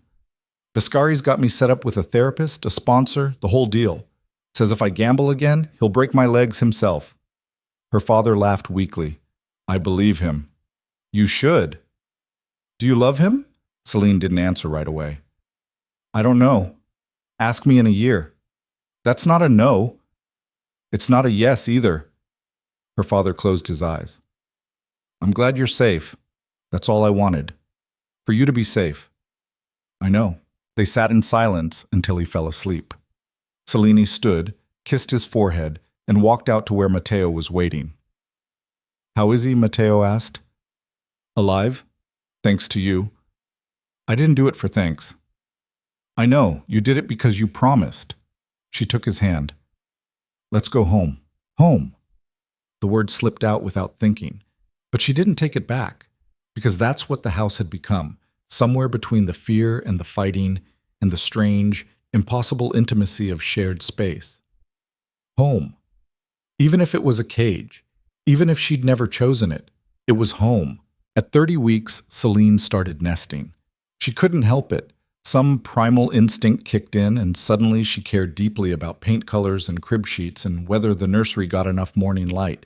Matteo gave her free rein, told her to order whatever she wanted, hire whoever she needed, make the space hers. She threw herself into it, picked a soft sage green for the walls, white furniture with clean lines, a mobile with stars and moons that caught the light. She hung artwork, real pieces from artists she'd worked with at the museum, people who were thrilled to contribute once they heard who she'd married. She didn't tell them it wasn't that kind of marriage. Let them think what they wanted. Matteo would come in while she was arranging things, watch from the doorway, say nothing. But she could feel him there, a quiet presence, like he was memorizing the way she moved through space, the way she built something beautiful out of nothing. Do you like it? She asked one afternoon, catching him watching. It's perfect. You haven't even looked around. I don't need to. If you made it, it's perfect. That's not how it works. It is for me. He left before she could respond. But that night she found him in the nursery, sitting in the rocking chair they'd ordered, head back, eyes closed, just sitting there in the dark. She almost left him alone. Almost. But something pulled her in. She sat on the floor beside the chair, back against the wall, and they stayed like that for a long time, not talking, just existing in the space they were building for their daughter. I'm scared, Matteo said finally. Of what? That I'll die before she knows me. That I'll leave her the way my father left me. That she'll grow up thinking her father was just a monster who didn't love her enough to stay. You're not going to die. You don't know that. Neither do you. He opened his eyes, looked at her in the dim light from the hallway. I had another appointment with my cardiologist yesterday. The medication's not working as well as it should. My ejection fraction's getting worse. Her stomach dropped. What does that mean? It means I'm running out of time faster than I thought. How much time? Maybe 2 years. Maybe less. He said it so calmly, like he was discussing the weather. I'm not telling you this to scare you. I'm telling you because you have a right to know. After Grace is born, after the contract's fulfilled, if you want to leave, I'm not leaving. Celine, I'm not leaving. Not until I decide to. Not because you're dying. Not because the contract says I can. Not because you think I should. This is my choice now, not yours. She stood, crossed to the chair, looked down at him. You don't get to push me away to make your death easier. I'm trying to give you an out. I don't want an out. I want... She stopped. The words were right there, terrifying and true. I want you here, for as long as we have. I want Grace to know her father. I want to stop pretending this is just a transaction when we both know it stopped being that months ago. What is it then? I don't know, something messy and complicated and probably stupid, but it's ours, and I'm not walking away from it. Matteo stood, pulled her close. She went into his arms without hesitation now, her belly pressed against him, Grace between them, his chin resting on top of her head. I don't deserve you, he said into her hair. Probably not. But I'm keeping you anyway. Good. They stood in the nursery wrapped around each other, and Celine felt something shift, like a lock opening, like a door swinging wide. like stepping off a cliff and finding ground beneath her feet instead of air. She was choosing this, choosing him, choosing the life they were building from the wreckage of how it started. And for the first time since that night in the warehouse, she wasn't afraid. At 32 weeks, her feet disappeared. She couldn't see them past her belly, couldn't tie her shoes, could barely walk without waddling. She hated it, hated feeling huge and ungainly and slow. Mateo thought it was funny. He tried to hide it, but she caught him smiling when she struggled to get off the couch or dropped something and couldn't bend down to pick it up. "This is your fault," she told him one morning when he had to help her put on socks. "I'm aware. You're not sorry, though. Not even a little." He slid the sock onto her foot, gentle and careful. "You're beautiful." "I'm enormous." "You're growing our daughter. That makes you beautiful." "That's cheesy." "Doesn't make it less true." She wanted to argue, couldn't, because the way he looked at her, like she was something precious and strong and worth protecting, made it hard to remember why she'd hated him in the first place. They'd started sleeping in the same bed a few weeks ago. It happened gradually. She'd have trouble sleeping and would end up in his room talking until dawn, or he'd check on her in the middle of the night and end up staying. Eventually, it was easier to just share space. He kept to his side, she kept to hers. But sometimes she'd wake up with his arm around her back pressed to his chest, his hand on her belly. And she didn't move away. At 34 weeks, they toured the hospital, picked a delivery room, met the nurses. Dr. Patel walked them through what to expect: labor, delivery, recovery. Mateo asked 1,000 questions, took notes like he was preparing for battle. Celine watched him be nervous and found it oddly comforting. He wasn't invincible. He was just a man about to become a father and had no idea what he was doing, just like her. "What if I'm terrible at it?" she asked on the drive home. "At what?" "Being a mother." "You won't be." "How do you know?" "Because you care. That's more than a lot of people start with." "What if caring isn't enough?" Mateo pulled into the driveway, turned off the car, looked at her. "Then we figure it out, together. That's what partners do." "Is that what we are now? Partners? What else would we be?" She didn't have an answer, or maybe she did, but wasn't ready to say it out loud. So she just took his hand and let him help her out of the car, let him hold her steady as they walked inside, let herself lean on him in all the ways she'd sworn she never would. At 36 weeks, Celine's body started preparing. Braxton Hicks contractions that felt like her belly was trying to turn itself inside out, back pain that wouldn't quit, the overwhelming urge to organize everything: cabinets, closets, drawers. She scrubbed the kitchen at 2 a.m. Mateo found her there, on her hands and knees, cleaning baseboards. "What are you doing?" "Nesting. I can't help it." "It's 2 in the morning." "I know. I can't sleep. Grace won't stop moving and my back hurts and I need to do something." He pulled her up, sat her at the kitchen table, knelt behind her and started rubbing her lower back. His hands were strong, steady, finding the knots and working them loose. She let out a sound that was half relief, half pain. "Better?" "Yes. Don't stop." He didn't. He stayed there, rubbing her back, while she closed her eyes and breathed through the tightness in her belly. When she finally felt human again, she turned to look at him. "Thank you." "You don't have to thank me." "Yes, I do. For this. For everything." She cupped his face in her hands. "I know I haven't said it. I know I've been difficult. But I want you to know that I see what you're doing, how hard you're trying, and it matters." "Does it change anything?" "It changes everything." He kissed her, slow, careful, asking permission with every movement. She kissed him back. Not because she had to, not because of the contract or the baby or the complicated mess of their arrangement, but because she wanted to. Because somewhere in the chaos, she'd fallen for the man who brought her tea when she couldn't sleep and rubbed her feet without being asked and looked at her like she was the only thing in the world that mattered. When they pulled apart, she was crying. "What's wrong?" he asked. "Nothing. Everything. I don't know." She laughed through the tears. "I think I love you." "You think?" "I'm still figuring it out. Give me time." "I've got nothing but time." He wiped her tears with his thumbs. "Well, 2 years, maybe less." "Don't joke about that." "I'm not joking. I'm being realistic." I don't want realistic. I want... She stopped. I want you here when Grace starts school, when she loses her first tooth, when she graduates. I want you here for all of it. I'll be here for as much as I can be. That's not good enough. It's all I can give you. She pulled him close, buried her face in his neck. Then I'll take it. Every minute, every second. I'll take all of it. They stayed there, tangled together in the kitchen at 2 a.m, Grace kicking between them, and Celine thought about how love never came the way you expected, how it crept up on you in the middle of the night when you were scrubbing baseboards and couldn't tie your shoes and everything hurt, how it looked like a monster and spoke like a businessman and touched you like you were made of glass, how it kept promises even when keeping them required blood. At 37 weeks, Celine went into labor.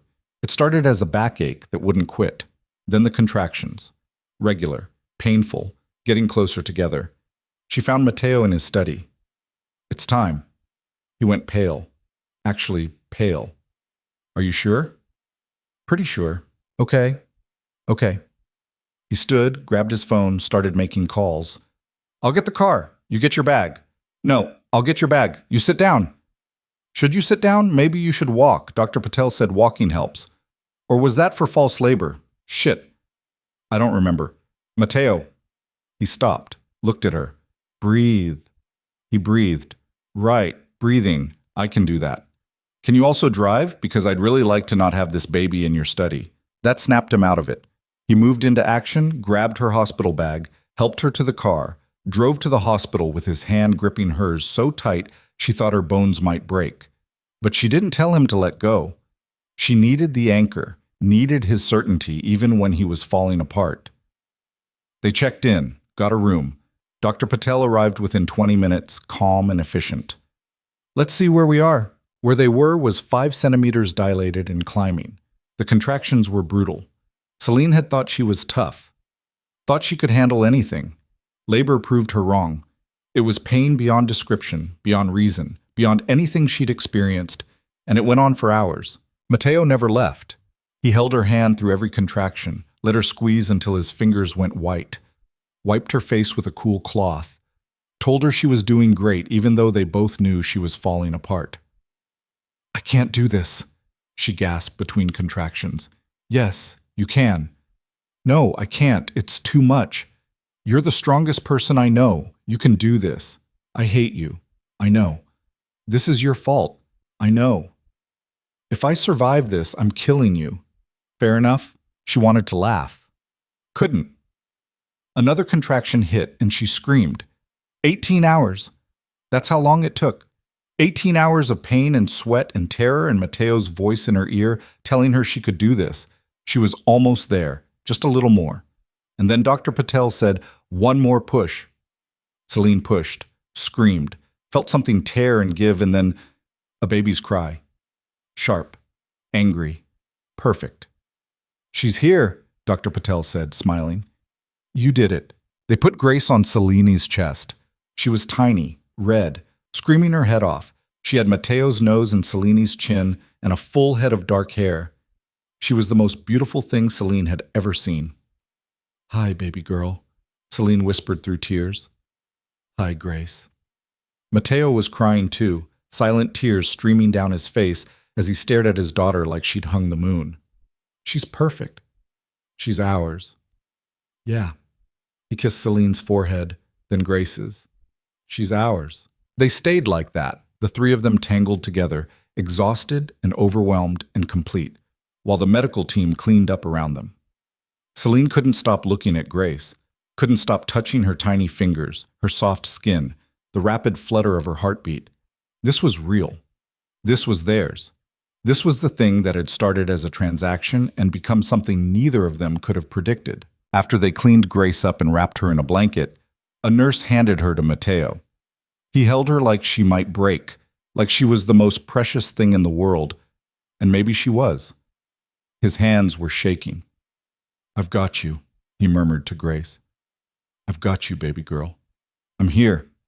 I'm always going to be here. Celine watched him rock their daughter and felt something click into place. This was her family.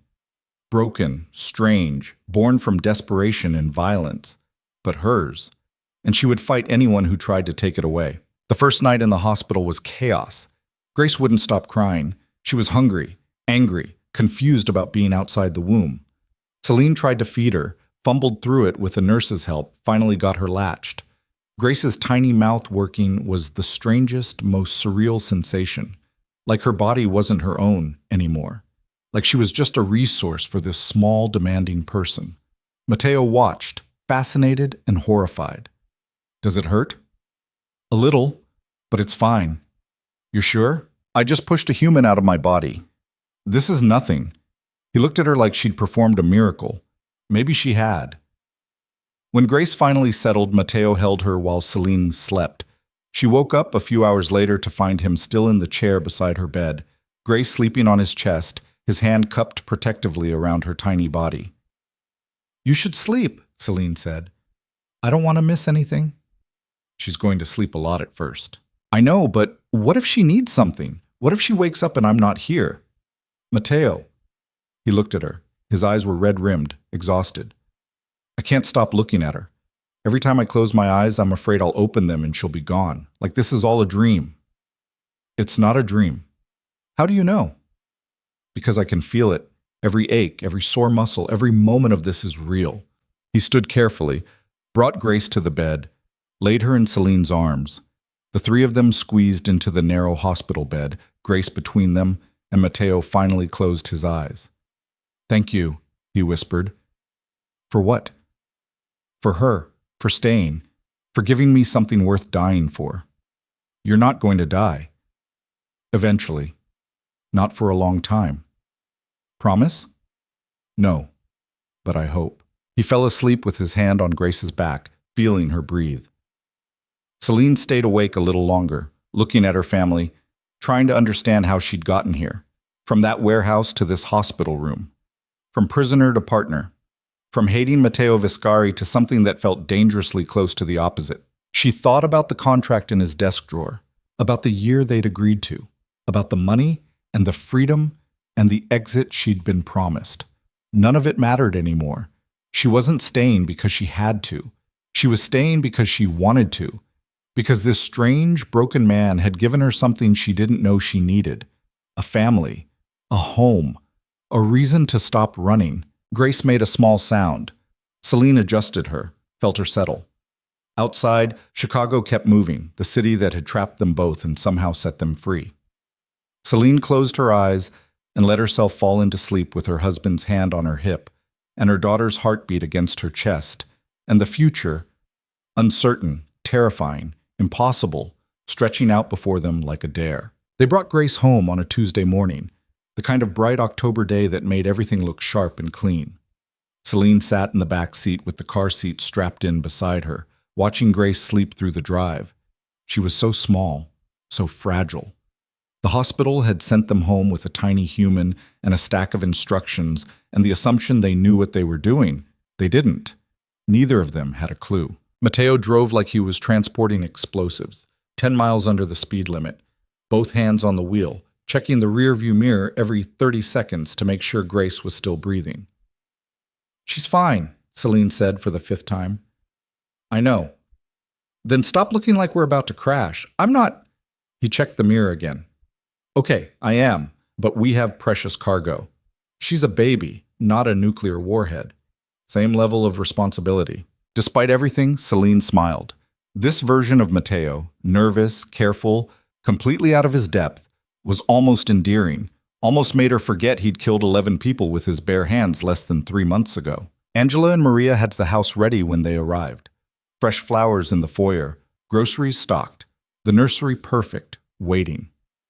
Maria cried when she saw Grace, said something in rapid Spanish about blessings and tiny angels. Angela just smiled and told them to call if they needed anything, then disappeared to give them space. The first night was a disaster. Grace woke up screaming every 2 hours. Celine fed her, changed her, rocked her. Nothing worked. She cried harder. Celine wanted to cry too. Her body ached everywhere. Her breasts were sore and leaking. She was exhausted in a way she'd never experienced, bone deep and total. Mateo took over at 3 a.m. Walked Grace around the nursery, bouncing gently, humming something that might have been a lullaby if he'd known the words. Grace eventually settled against his chest, hiccuping little sobs, tiny fist clutching his shirt. "How did you do that?" Celine asked from the doorway. "I have no idea. Maybe she was just tired. Or maybe she likes you better." "Impossible. You're her mother." "Mothers don't always know what they're doing."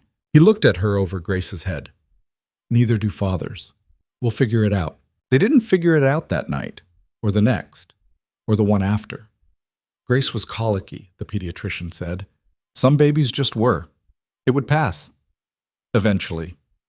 In the meantime, they took shifts. Mateo handled the 2 a.m. and 5 a.m. feedings so Celine could sleep.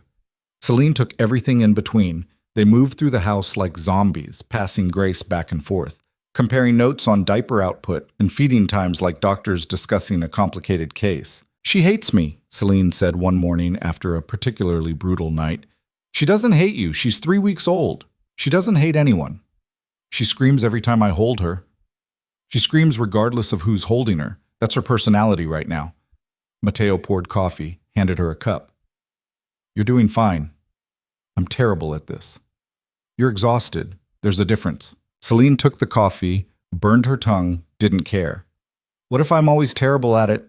What if I'm one of those mothers who can't connect with their kid? Then we deal with it, but I don't think that's what's happening." He sat beside her at the kitchen table. Grace was finally sleeping in the bassinet in the corner, her tiny chest rising and falling. "You look at her like she's the most important thing in the world. That's not terrible. That's love." "How do you know?" "Because it's how Elena used to look at me, before I ruined it." The admission hung between them. Mateo never talked about Elena. Not really. Just fragments, pieces, things that slipped out when he was too tired to guard them. "How did you ruin it?" Celine asked. "By choosing work over her. By thinking I had time. By being too stupid to realize that time runs out faster than you think." He stared into his coffee. "She wanted kids. I kept saying later, after this deal, after that territory. Then she got sick and suddenly there was no later, just hospitals and treatments, and her getting smaller every day until there was nothing left but a body that used to be her." "I'm sorry." "Don't be. It was my fault. All of it." He looked at Grace. "That's why I'm not making that mistake again. Whatever time I have left, she gets all of it. You both do. You're going to be a good father." "I'm going to try." "That's more than a lot of people do." Grace chose that moment to wake up, wailing like someone had stabbed her. Celine groaned. Mateo stood, picked her up, started the bouncing routine again. "Come here," he said to Celine. "What?" "Come here, stand with us." She did. He wrapped one arm around her, the other supporting Grace, and they stood in the kitchen while their daughter screamed and the coffee went cold and the sun came up over Chicago. They stood there being a family, messy and exhausted and completely unprepared. But there. At 6 weeks, Grace smiled for the first time. Real smile, not gas. She was lying on her playmat, Celine making faces above her, when her whole face lit up. Toothless, pure joy. Celine shouted for Mateo. He came running, thought something was wrong, then saw Grace smiling and actually got choked up. "She's happy," he said. "She's happy. We made her happy." "We did." They took approximately 800 photos. None of them captured it, that moment of pure delight, but they tried anyway. At 8 weeks, Grace started sleeping longer stretches. 4 hours, then 5, then 6. Celine woke up after a full night's sleep and felt almost human again. Her body was different now, softer in some places, harder in others, marked by stretch marks and exhaustion. But hers again. Sort of. Mateo caught her staring in the mirror one morning, frowning at the reflection. "What's wrong?" "Nothing." "Liar. I don't look like me anymore." He came up behind her, met her eyes in the mirror. "You look like someone who created life. That's better than before." "That's a nice thing to say?" "I'm occasionally capable of nice things." "Occasionally." He kissed her neck. She leaned back against him, felt his arms wrap around her waist. They stood like that, watching themselves in the mirror, until Grace started fussing and broke the moment. The contract was still in Mateo's desk drawer. 1 year, it said. 1 year of marriage, 1 heir, then freedom and $5 million. The year mark was coming up fast. December 1st, 7 weeks away. Celine thought about it sometimes. Late at night when she couldn't sleep, what would she do with $5 million? Where would she go? Would she take Grace? Would Mateo fight her for custody?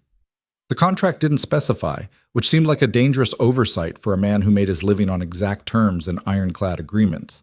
She brought it up over dinner one night. Grace was asleep in the bassinet beside the table, making the little snuffling sounds that meant she'd be awake and hungry within the hour. "What happens in December?" Celine asked. Mateo looked up from his pasta. "What do you mean?" "The contract. The year's almost up." "I know. So what happens?" He set down his fork. "That depends on you."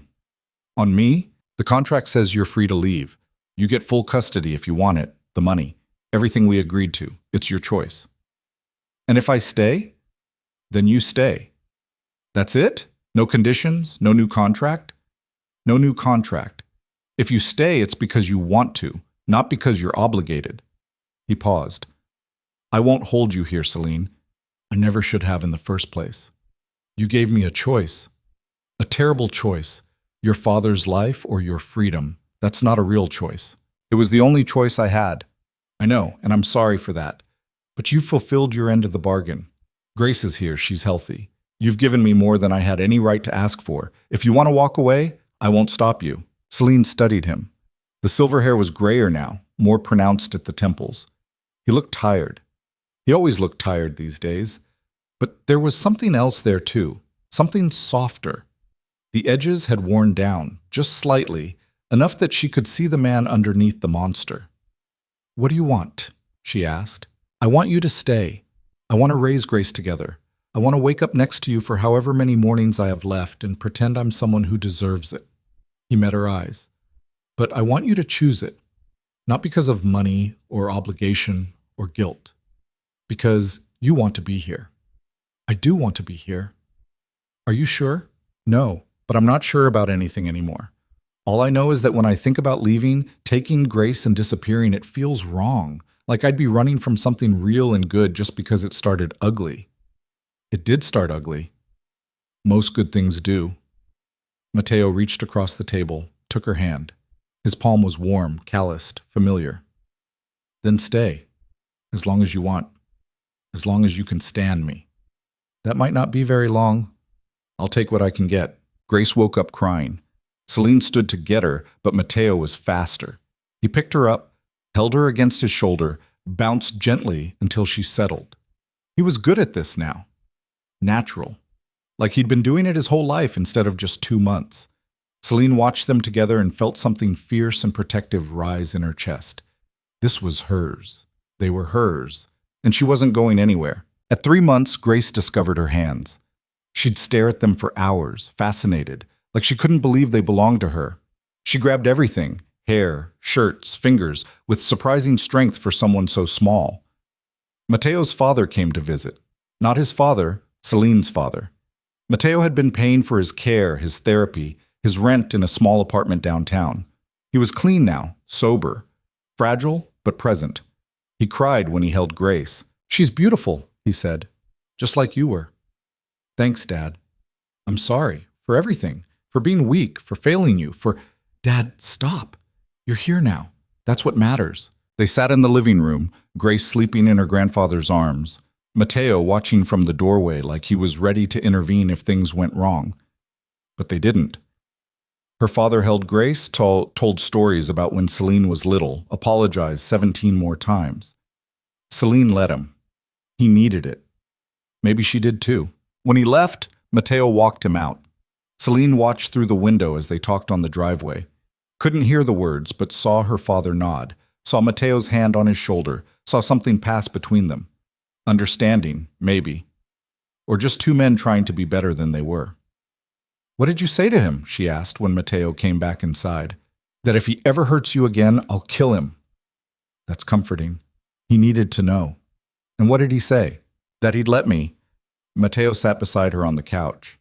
He loves you, in his own broken way. I know. That doesn't make up for what he did. No, but it's something. Grace started fussing. Celine fed her while Mateo worked on his laptop, the three of them existing in comfortable silence. This was her life now. feeding schedules and dirty diapers, and a man who killed people but held their daughter like she was made of light. Strange. Impossible. Hers. At 4 months, Mateo collapsed. It was a Tuesday. He had been working in his study, taking calls, the usual routine. Celine was in the nursery with Grace when she heard the thud. She ran downstairs, found him on the floor of his study, conscious but pale, hand pressed to his chest. "Mateo, I'm fine." "You're not fine. I'm calling an ambulance." "No, no ambulances. Just help me up." "You collapsed." "I got dizzy. It happens." "Since when?" He didn't answer, just struggled to his feet, swaying slightly. Celine grabbed his arm, steadied him, felt his heart racing against her palm. "You're seeing your doctor today." "I'm fine. Now, Mateo, or I'm calling an ambulance and you can explain to them why you're being an idiot." He went. Dr. Chen did tests. EKG, blood work, an echocardiogram that took 40 minutes. Celine waited outside with Grace, who chose that moment to be perfect and quiet, like she knew her mother couldn't handle any additional stress. When Dr. Chen called them in, his face told her everything before he said a word. "Your ejection fractions dropped to 20%, he said to Mateo. "Your heart's not pumping effectively. The medication isn't working anymore." So we increased the dose. We're at the maximum safe dose. Any more and we risk other complications. Then what? Then we consider other options. A transplant? No. "Mateo." I said no. We've had this conversation. Celine looked between them. "What conversation?" Dr. Chen glanced at Mateo, who nodded. "Mr. Vescari is a candidate for a heart transplant," Dr. Chen said carefully. "It would extend his life significantly, but he's refused to be put on the transplant list." "Why?" Celine demanded, looking at Mateo. "Because the list is long and people die waiting. Because I've lived a violent life and taking a heart from someone who deserves it more feels like stealing." "That's the stupidest thing I've ever heard. It's my choice. It's suicide. It's acceptance." Celine wanted to hit him, wanted to scream, settled for grabbing Grace and walking out. She made it to the car before she started crying. Mateo followed, didn't try to touch her, just stood there while she fell apart. "How long?" she asked when she could speak. 6 months, maybe a year. "And you weren't going to tell me?" "I'm telling you now. Because you collapsed, because I forced you to go to the doctor. You would have just, what, died in your study one day and left me to find you?" "I was going to tell you, eventually." "When? When it was too late to do anything?" "There's nothing to do, Celine. I'm dying. A transplant might buy me time, but it won't change the fundamental fact that my body is giving out." "So you're just giving up?"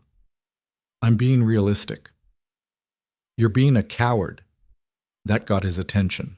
His jaw tightened. "Excuse me?" "You heard me. You're too scared to fight for more time, so you're dressing it up as nobility. It's cowardice. I've never been afraid of dying." "I'm not talking about dying. I'm talking about living. You're afraid to hope for more time because hoping means you might lose, and you can't stand losing." She shifted Grace to her other hip.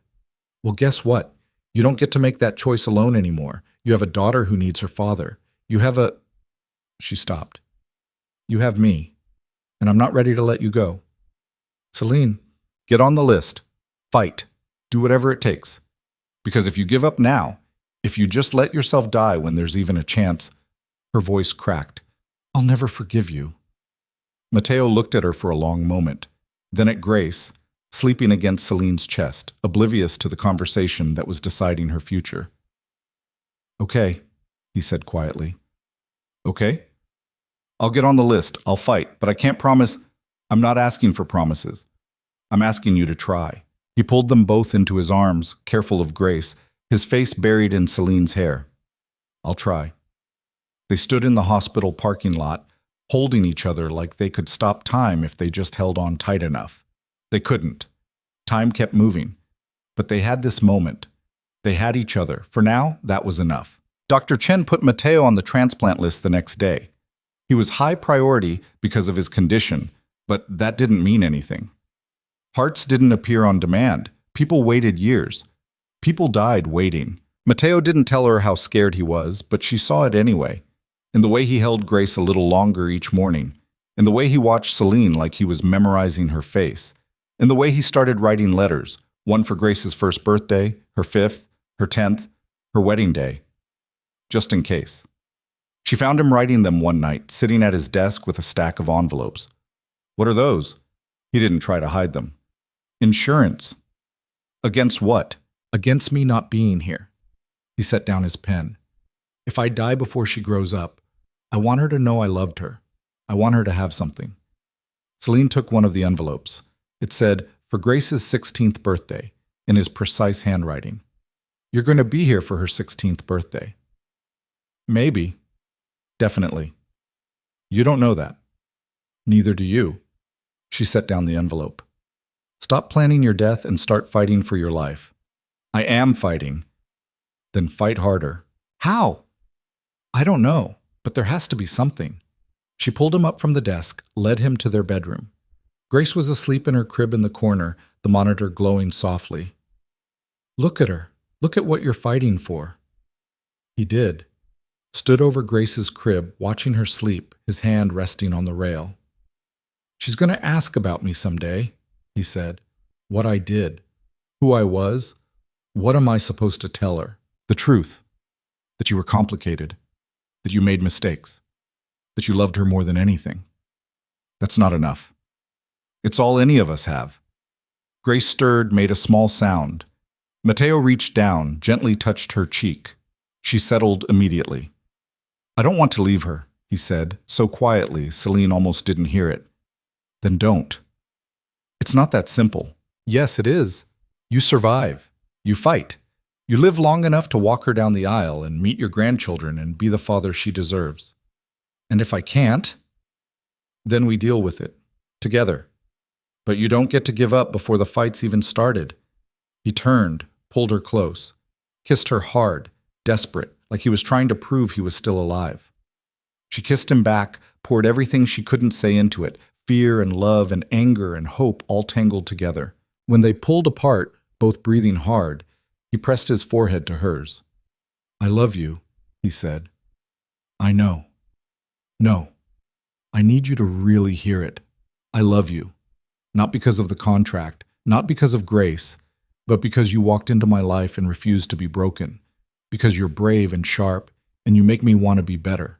Because when I think about dying, the only thing that terrifies me is leaving you. Celine's throat was tight. I love you too. You don't have to say that. I'm not saying it because I have to. I'm saying it because it's true. I love you, Matteo Viscari. Despite everything. Because of everything. I love you, and I need you to live. He kissed her again, softer this time, like a promise.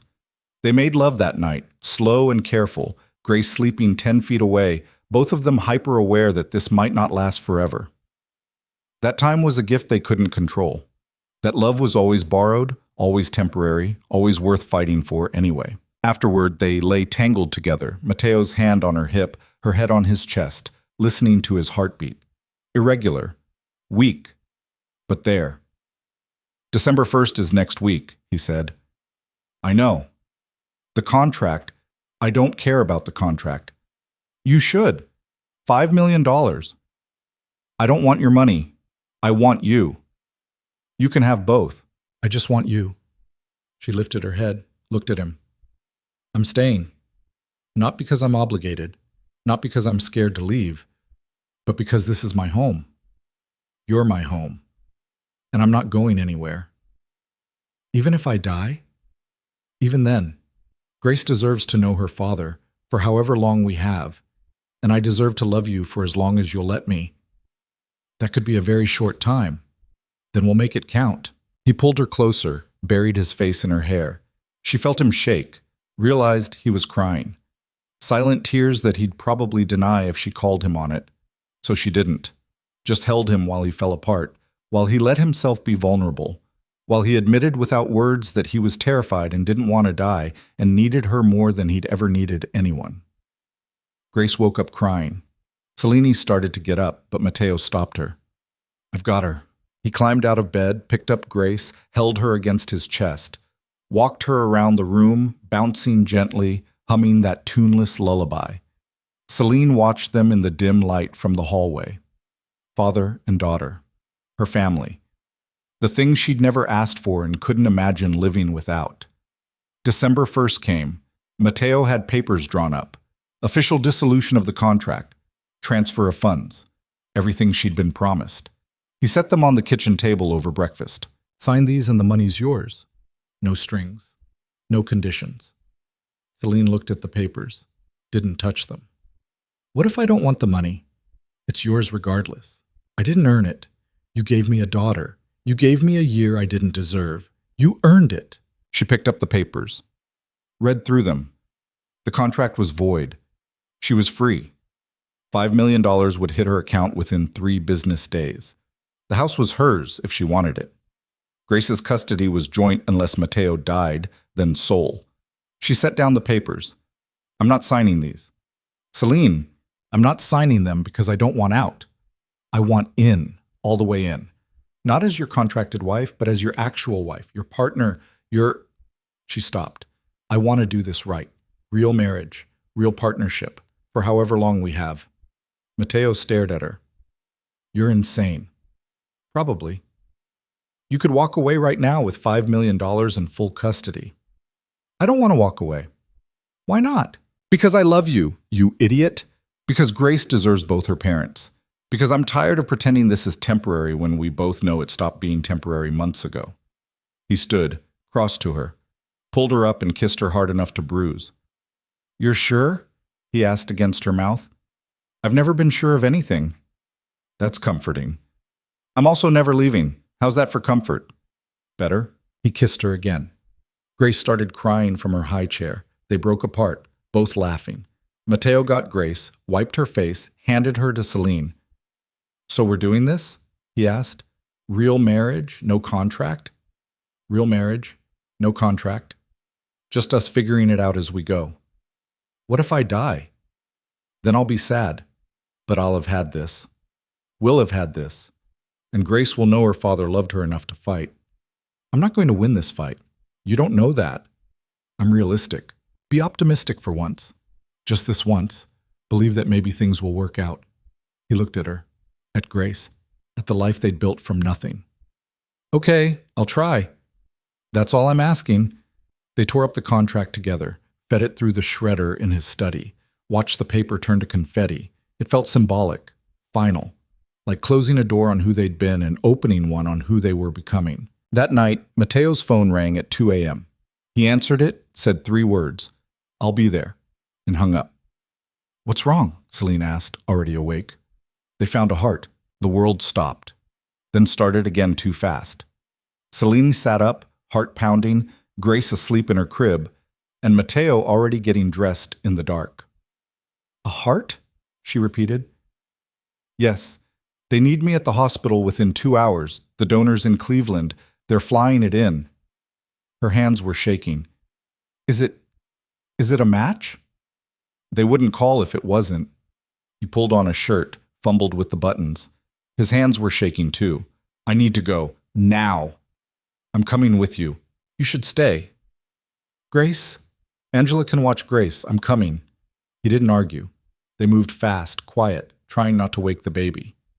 Celine threw on clothes, ran downstairs, found Angela already awake in the kitchen. Word traveled fast in this house. I've got her, Angela said before Celine could ask. Go. I'll bring Grace to the hospital later. Are you sure? I raised 3 kids. I can handle 1 baby. Go. The drive to the hospital was a blur. Matteo drove, jaw tight, knuckles white on the wheel. Celine held his free hand, squeezed hard, tried to keep breathing. What if it doesn't work? She asked. Then it doesn't work. That's not an answer. It's the only one I have. He glanced at her. I'm scared. Me too.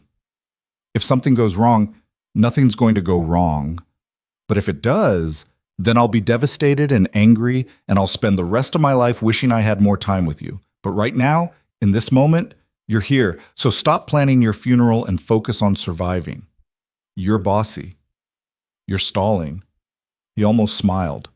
Almost. I love you. I know. Now drive faster. They got to the hospital at 3:15 a.m. Dr. Chen was waiting with the surgical team, papers to sign, explanations about risks and complications, and the fact that Mateo could die on the table. Celine heard about half of it. The rest was white noise, drowned out by the sound of her own pulse. Do you understand the risks? Dr. Chen asked Mateo. Yes. And you consent to the procedure? Yes. Any questions? Mateo looked at Celine. Can I have a minute? Dr. Chen nodded, left them alone in the pre-op room. Mateo sat on the edge of the bed in a hospital gown that made him look smaller, more vulnerable. Celine stood between his knees, hands on his shoulders. If I don't make it, he started, you're going to make it. Let me finish. If I don't make it, everything's taken care of. The house, the accounts, Grace's trust fund. Luca will handle the business. Your father's set up. You won't have to worry about anything. I don't care about any of that. You should. All I care about is you living. He pulled her close, wrapped his arms around her waist, pressed his face to her stomach. She held his head, fingers in his silver hair, and tried not to cry. I'm sorry, he said into her shirt. For what? For all of it. For buying you, for trapping you, for being too broken to give you the life you deserved. You gave me grace. You gave me a home. You gave me you. That's more than enough. It's not. It is. And you're going to survive this surgery, and you're going to come home, and we're going to raise our daughter and fight and make up and be stupidly happy for as long as we can. Understand? He looked up at her. His eyes were wet. I understand. Good. She kissed him, soft, careful, trying to memorize the taste of him. I love you. I love you too. A nurse knocked, poked her head in. We're ready for you, Mr. Viscari. Celine walked with him as far as they'd let her, the doors to the surgical wing. He kissed her one more time, hard and desperate, then let go and walked through the doors. They closed behind him. She stood there staring at them until a nurse gently guided her to the waiting room. The waiting room was designed to be calming. Soft colors, comfortable chairs, magazines no one read. Celine hated it, hated the forced calm, the sympathetic looks from the staff, the clock on the wall that moved too slow and too fast at the same time. Angela arrived at 6 a.m. with Grace, who was awake and fussy and needed to be fed. Celine took her to a private room, sat in an uncomfortable chair, and nursed her while trying not to fall apart. Grace didn't care about surgery or fear or the fact that her father might die. She just wanted milk and warmth and her mother's heartbeat. Celine envied her that simplicity. He's going to be fine, Angela said from the doorway. You don't know that. No, but I believe it. Mr. Viscari's too stubborn to die. He's got too much to live for now. That's not how medicine works. Maybe not, but it's how hope works. Celine wanted to argue. Couldn't. Hope was all she had. The surgery took 11 hours. 11 hours of waiting and pacing and drinking coffee that tasted like fear. Grace slept, woke up, ate, slept again, oblivious. Celine held her and tried to remember how to breathe. Luca showed up around noon with food she couldn't eat. He sat with her, didn't say much, just offered his presence. Other men came and went, men from Mateo's organization, men who looked dangerous and worried in equal measure. They didn't talk to her, just waited, like vigil keepers at a funeral that hadn't happened yet. At 2 p.m., her father arrived. He looked older, thinner, still fragile but standing. He hugged her, held Grace, sat beside her, and held her hand while the clock kept ticking. He's going to make it, her father said. Everyone keeps saying that. Because it's true. Men like Viscari don't go down easy. Men like Viscari die of heart failure at 53. Not this time. She wanted to believe him, wanted to believe Angela and Luca and everyone else who kept offering certainty they couldn't possibly have. But belief required trust, and trust required courage.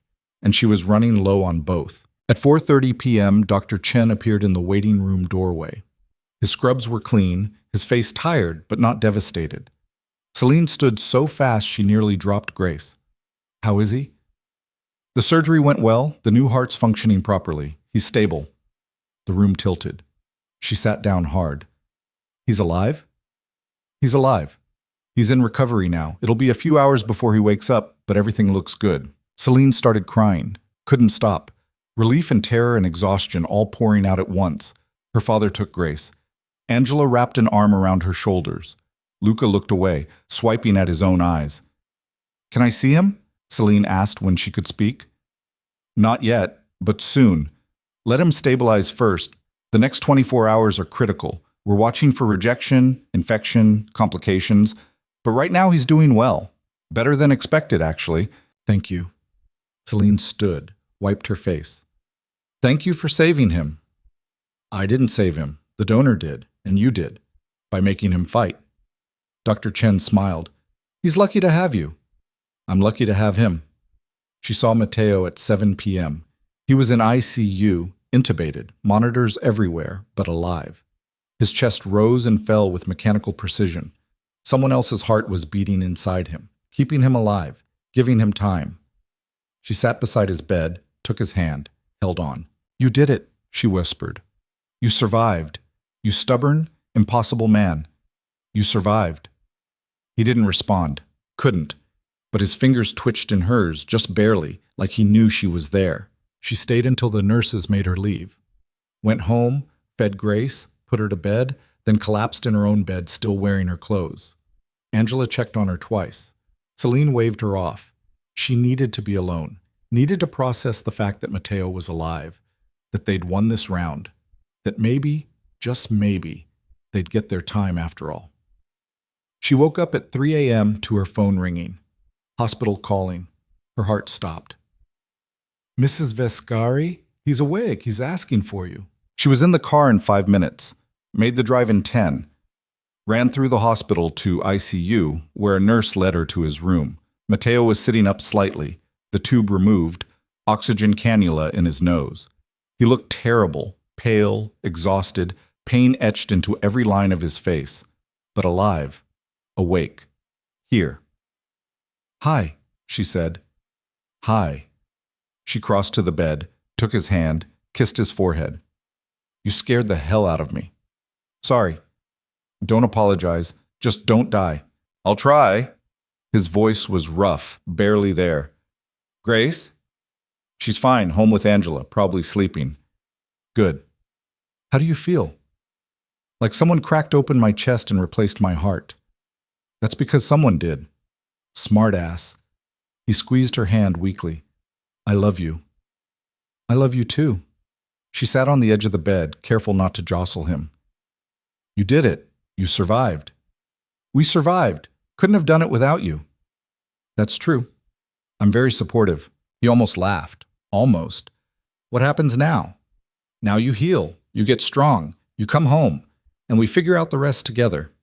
That simple? Nothing about us is simple, but yeah, that's simple. He closed his eyes, exhausted already. Stay. I'm not going anywhere. She stayed until he fell asleep, then stayed longer, watching him breathe, counting each breath like a gift. Which it was. Every breath was borrowed time, every heartbeat was a second chance. They'd take all of it. The next 2 weeks were brutal. Matteo stayed in the hospital, recovering slowly, fighting off infection and rejection, and the simple fact that recovery was hard. Celine visited every day, brought Grace when she could, sat beside his bed and read to him or just talked. About nothing. About everything. About the life they were going to build once he was strong enough to come home. He had good days and bad days. Days when he could sit up and joke and almost seemed like himself. Days when he could barely open his eyes. When the pain was too much. When he looked at her like he was already leaving. She hated those days. Hated seeing him weak. But she stayed anyway. Held his hand through the bad and celebrated the good and reminded him every single day that he was loved. Dr. Chen visited regularly, adjusting medications, monitoring the new heart, cautiously optimistic. He's doing well, he told Celine on day 10. Better than most transplant patients. His body's accepting the heart. No signs of rejection. If he keeps improving at this rate, we can send him home in a few days. Really? Really. With restrictions, of course. No heavy lifting, physical therapy, medication schedule, regular checkups. But yes, he can go home. Celine wanted to cry again. Seemed like all she did these days was cry. But these were happy tears, relief tears. We made it tears. She told Matteo that afternoon. He was sitting up, eating real food for the first time in days, looking almost human. You're coming home, she said. When? Few more days. Dr. Chen says you're doing great. I don't feel great. You look better than you did. I looked like I was dying. Past tense, you're not dying anymore. He set down his spoon, looked at her. Really looked. I get to go home. Yeah. To you and Grace. Yeah. To the rest of my life. However long that is. Could be decades now, with the transplant. Could be. That's a long time to put up with me. Good thing I like you. He reached for her hand. She gave it.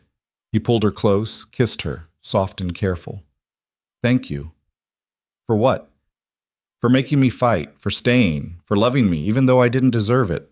You deserved it. You just didn't believe it. I believe it now. Good. Now finish your food so we can get you home. They brought him home on a Wednesday, 17 days post-surgery. Angela had the house ready, bedroom on the first floor so he wouldn't have to climb stairs, medical supplies organized, a visiting nurse scheduled. Grace was in her high chair when they arrived, banging a spoon, delighted with the noise. She saw Mateo and shrieked, "Hi, baby girl," he said, voice thick. Celine brought Grace to him. He held her carefully, mindful of his incision, his new heart. Grace grabbed his face with both hands, drooled on his shoulder, perfectly content.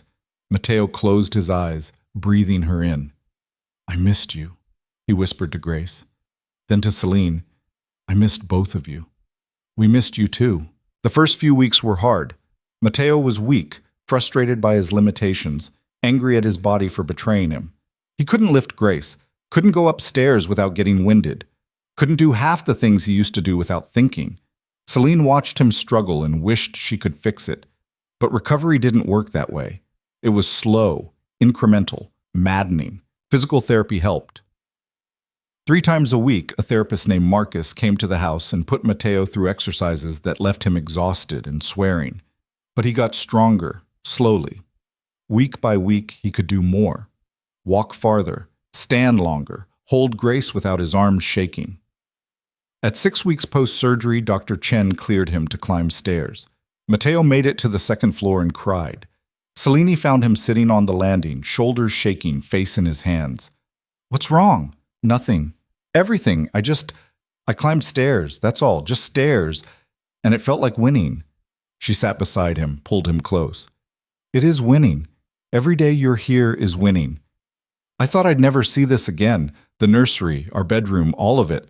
I thought I was going to die in that hospital. But you didn't. You're here. You're alive. You're healing. I'm so tired, Celine. I know. I don't know how to do this, how to be weak, how to need help. I've spent my whole life being strong. Then learn. Let me help you. Let Grace help you. Let us be your strength until you find yours again. He leaned against her, heavy and exhausted. What did I do to deserve you? You kept your promises. You fought when I asked you to. You loved us when you could have just walked away. I never could have walked away. I know. That's why you deserve us. At 8 weeks, Mateo was strong enough to hold Grace for longer stretches. He'd sit in the rocking chair in the nursery, Grace on his chest, and just exist. Celine would find them like that, father and daughter, both content, both present. It was the most beautiful thing she'd ever seen. At 10 weeks, Mateo proposed. Properly this time. Down on one knee in the garden, Grace in Celine's arms, a ring he'd designed himself. I know we're already married, he said. I know I bought you the first time and that's unforgivable.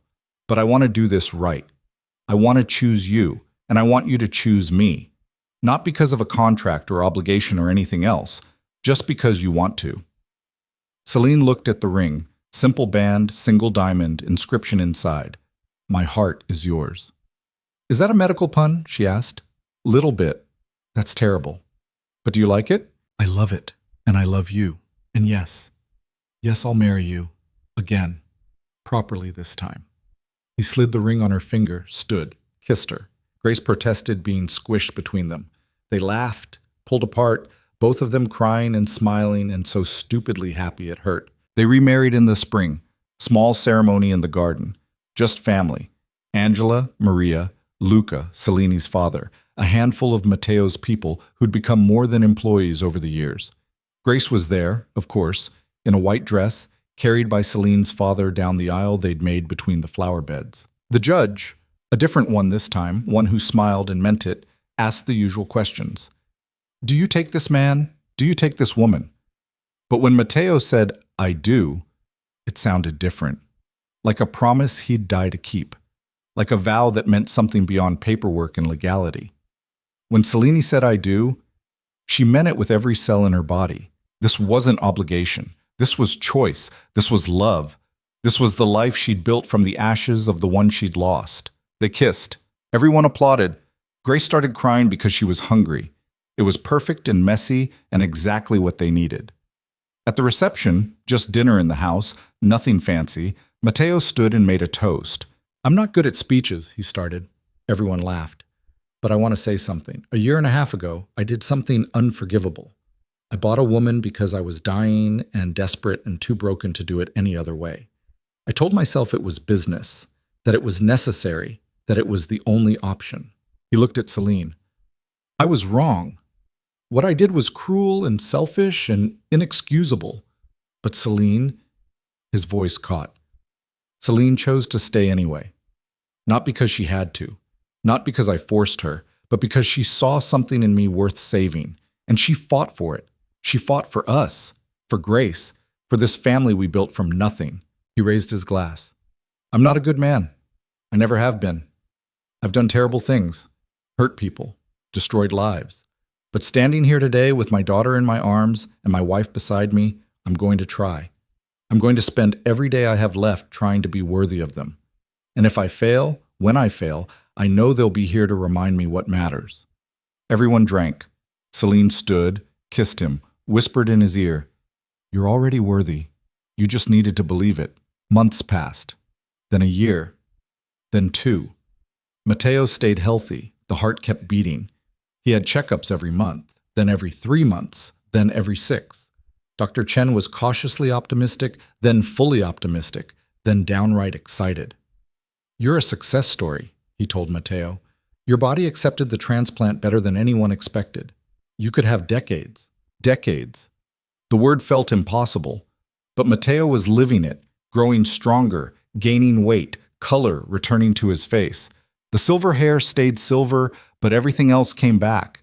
His energy, his strength, his ability to lift Grace without thinking about it. Grace grew, learned to crawl, then walk, then run.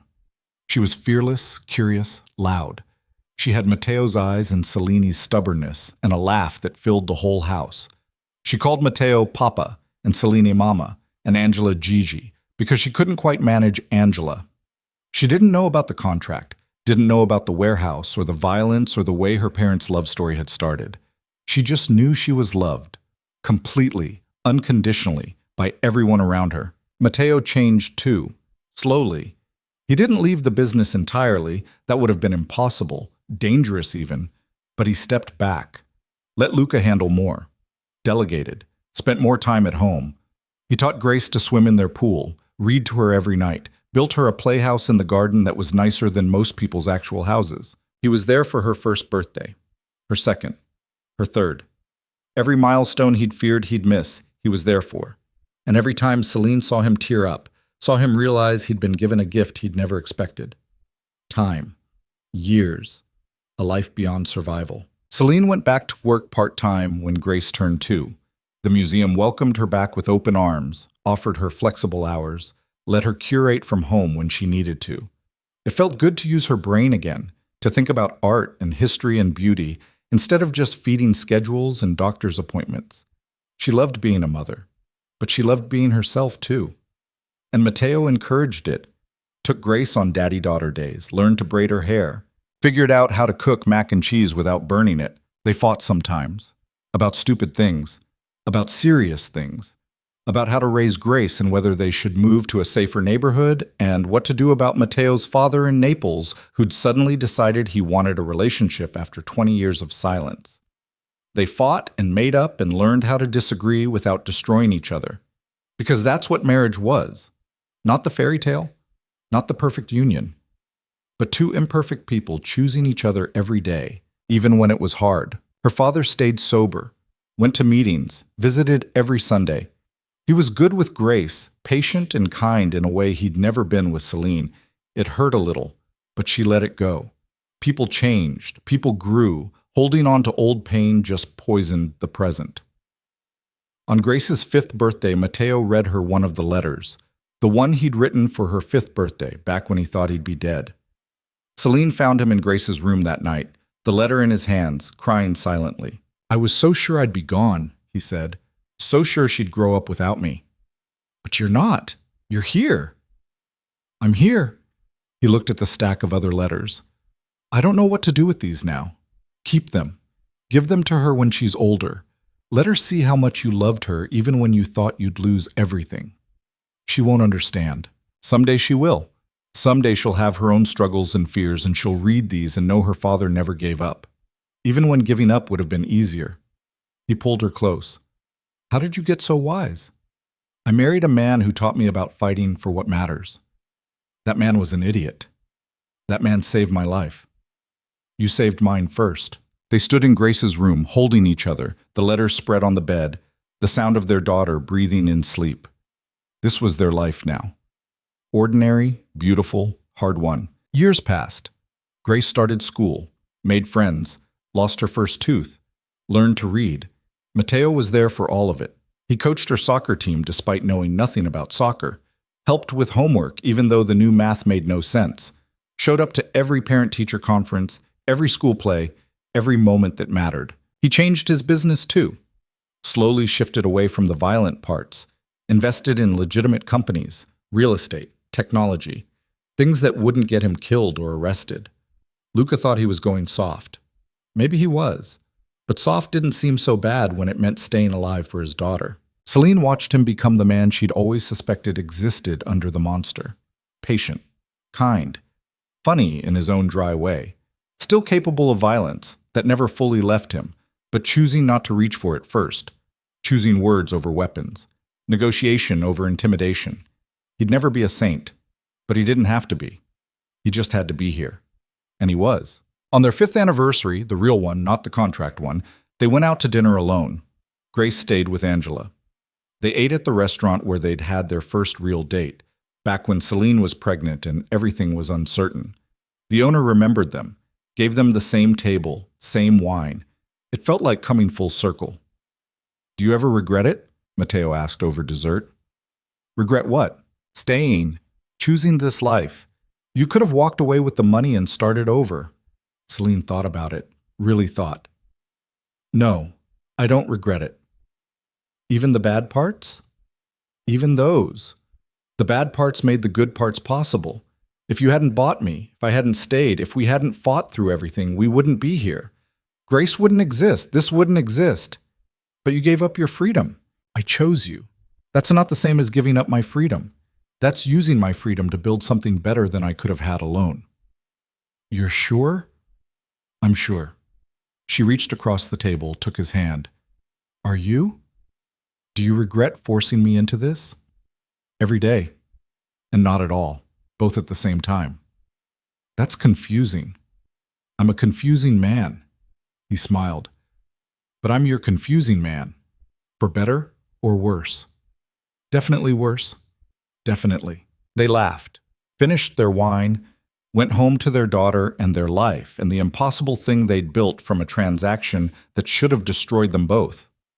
Grace turned 10, then 12, then 15.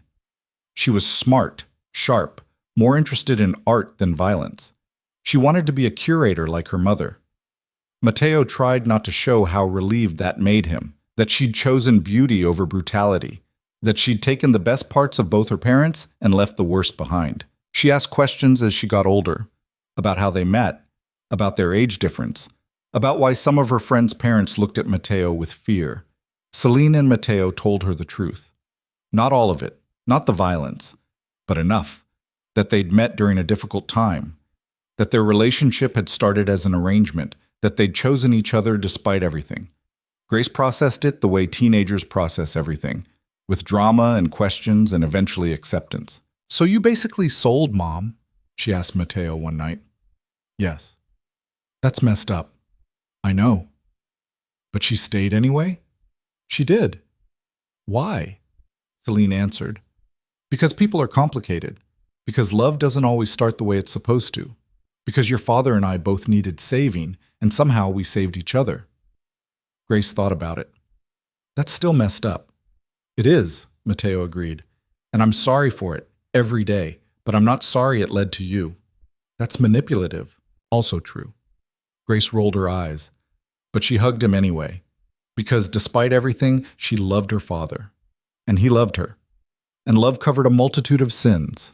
Not forgave them, not erased them, but covered them enough to let people move forward. Mateo's health stayed stable. 10 years post-transplant, then 15. He was 68 now, graying at the temples, slower than he used to be, but healthy. Strong. Here. He'd outlived his initial prognosis by over a decade. Dr. Chen called him a miracle. Mateo called himself lucky. Celine called him stubborn. They were all right. On Grace's 18th birthday, Mateo gave her the stack of letters, all of them, the ones he'd written thinking he'd be dead. She read them over the course of a week, crying through most of them. Then she came to her parents and hugged them both so hard Mateo's ribs creaked. "Thank you," she said. "For what?" Mateo asked. "For fighting, both of you, for not giving up, for being here." "We didn't do it for thanks." "I know, but thank you anyway." She went to college that fall. Art history major. Left home but called every week. Came back for holidays. Brought home boyfriends and girlfriends that Mateo pretended not to intimidate. Lived her life the way young people should. Free, curious, unafraid. Celine and Mateo adjusted to being empty nesters. It was strange at first. Too quiet. Too much space. But they filled it. Traveled. Saw Europe. Went back to Naples and visited Mateo's father's grave. Made peace with the past. They fought less as they got older. Or maybe they just got better at picking their battles. They still disagreed, still had bad days. But they'd learned something that took most people decades to figure out. Being right wasn't as important as being together. On their 20th anniversary, they renewed their vows again. Just the two of them this time. In the garden where they'd first married for real. No guests, no ceremony, just them, and a promise to keep choosing each other for however long they had left. "I love you," Mateo said. "I love you too. Even now, when I'm old and slow and nowhere near the man you married, you're exactly the man I married, the one who kept his promises, the one who fought when I asked him to, the one who loved me even when I hated him. You don't hate me anymore? Not even a little.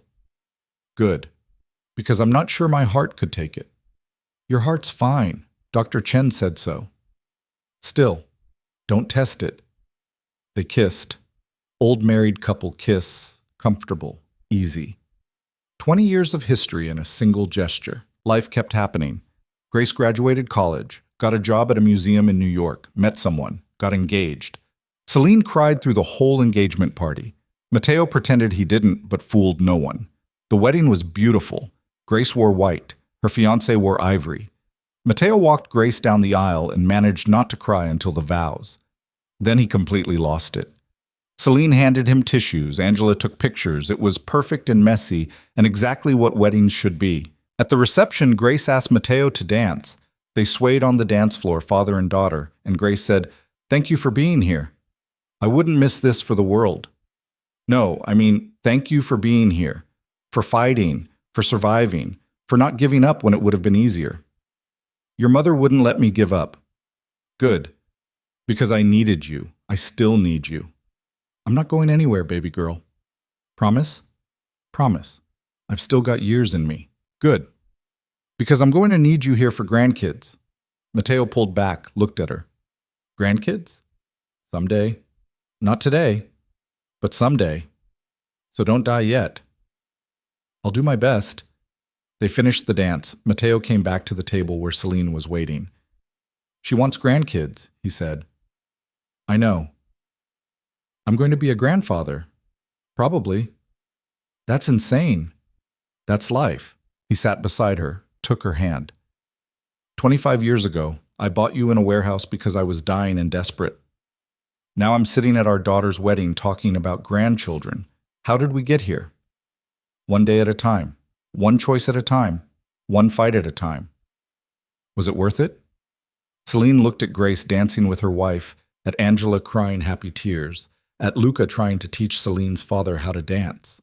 She looked at Matteo beside her, older, grayer, still here. Yeah, she said, it was worth it, all of it. Even the bad parts? Especially the bad parts. They made us who we are.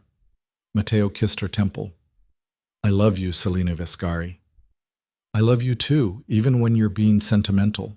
I'm old. I'm allowed to be sentimental. You're 70. That's not old.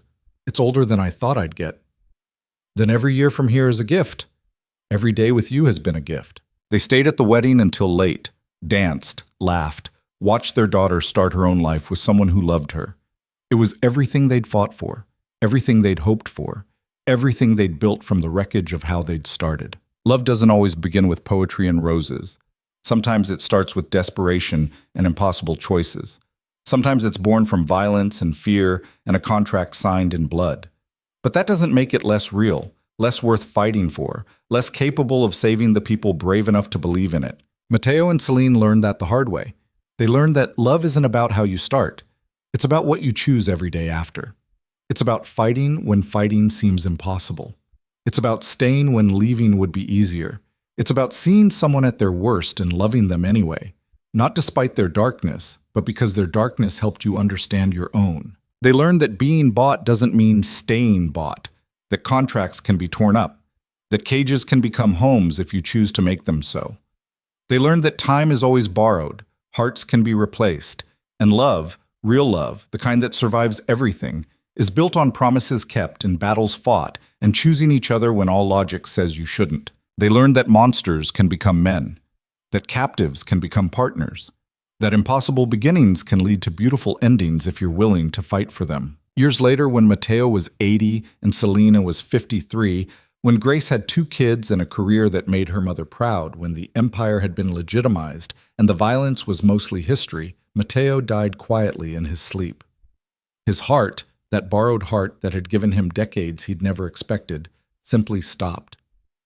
Celine woke up beside him, knew immediately, held him one last time, cried until there were no tears left. At the funeral, Grace spoke. My father was a complicated man. He did things I'll never fully understand. He lived a life I'll never fully know. But he loved fiercely. He fought harder than anyone I've known. And he taught me that redemption isn't about erasing your past. It's about refusing to let your past define your future. She looked at Celine. He taught me that because my mother taught him.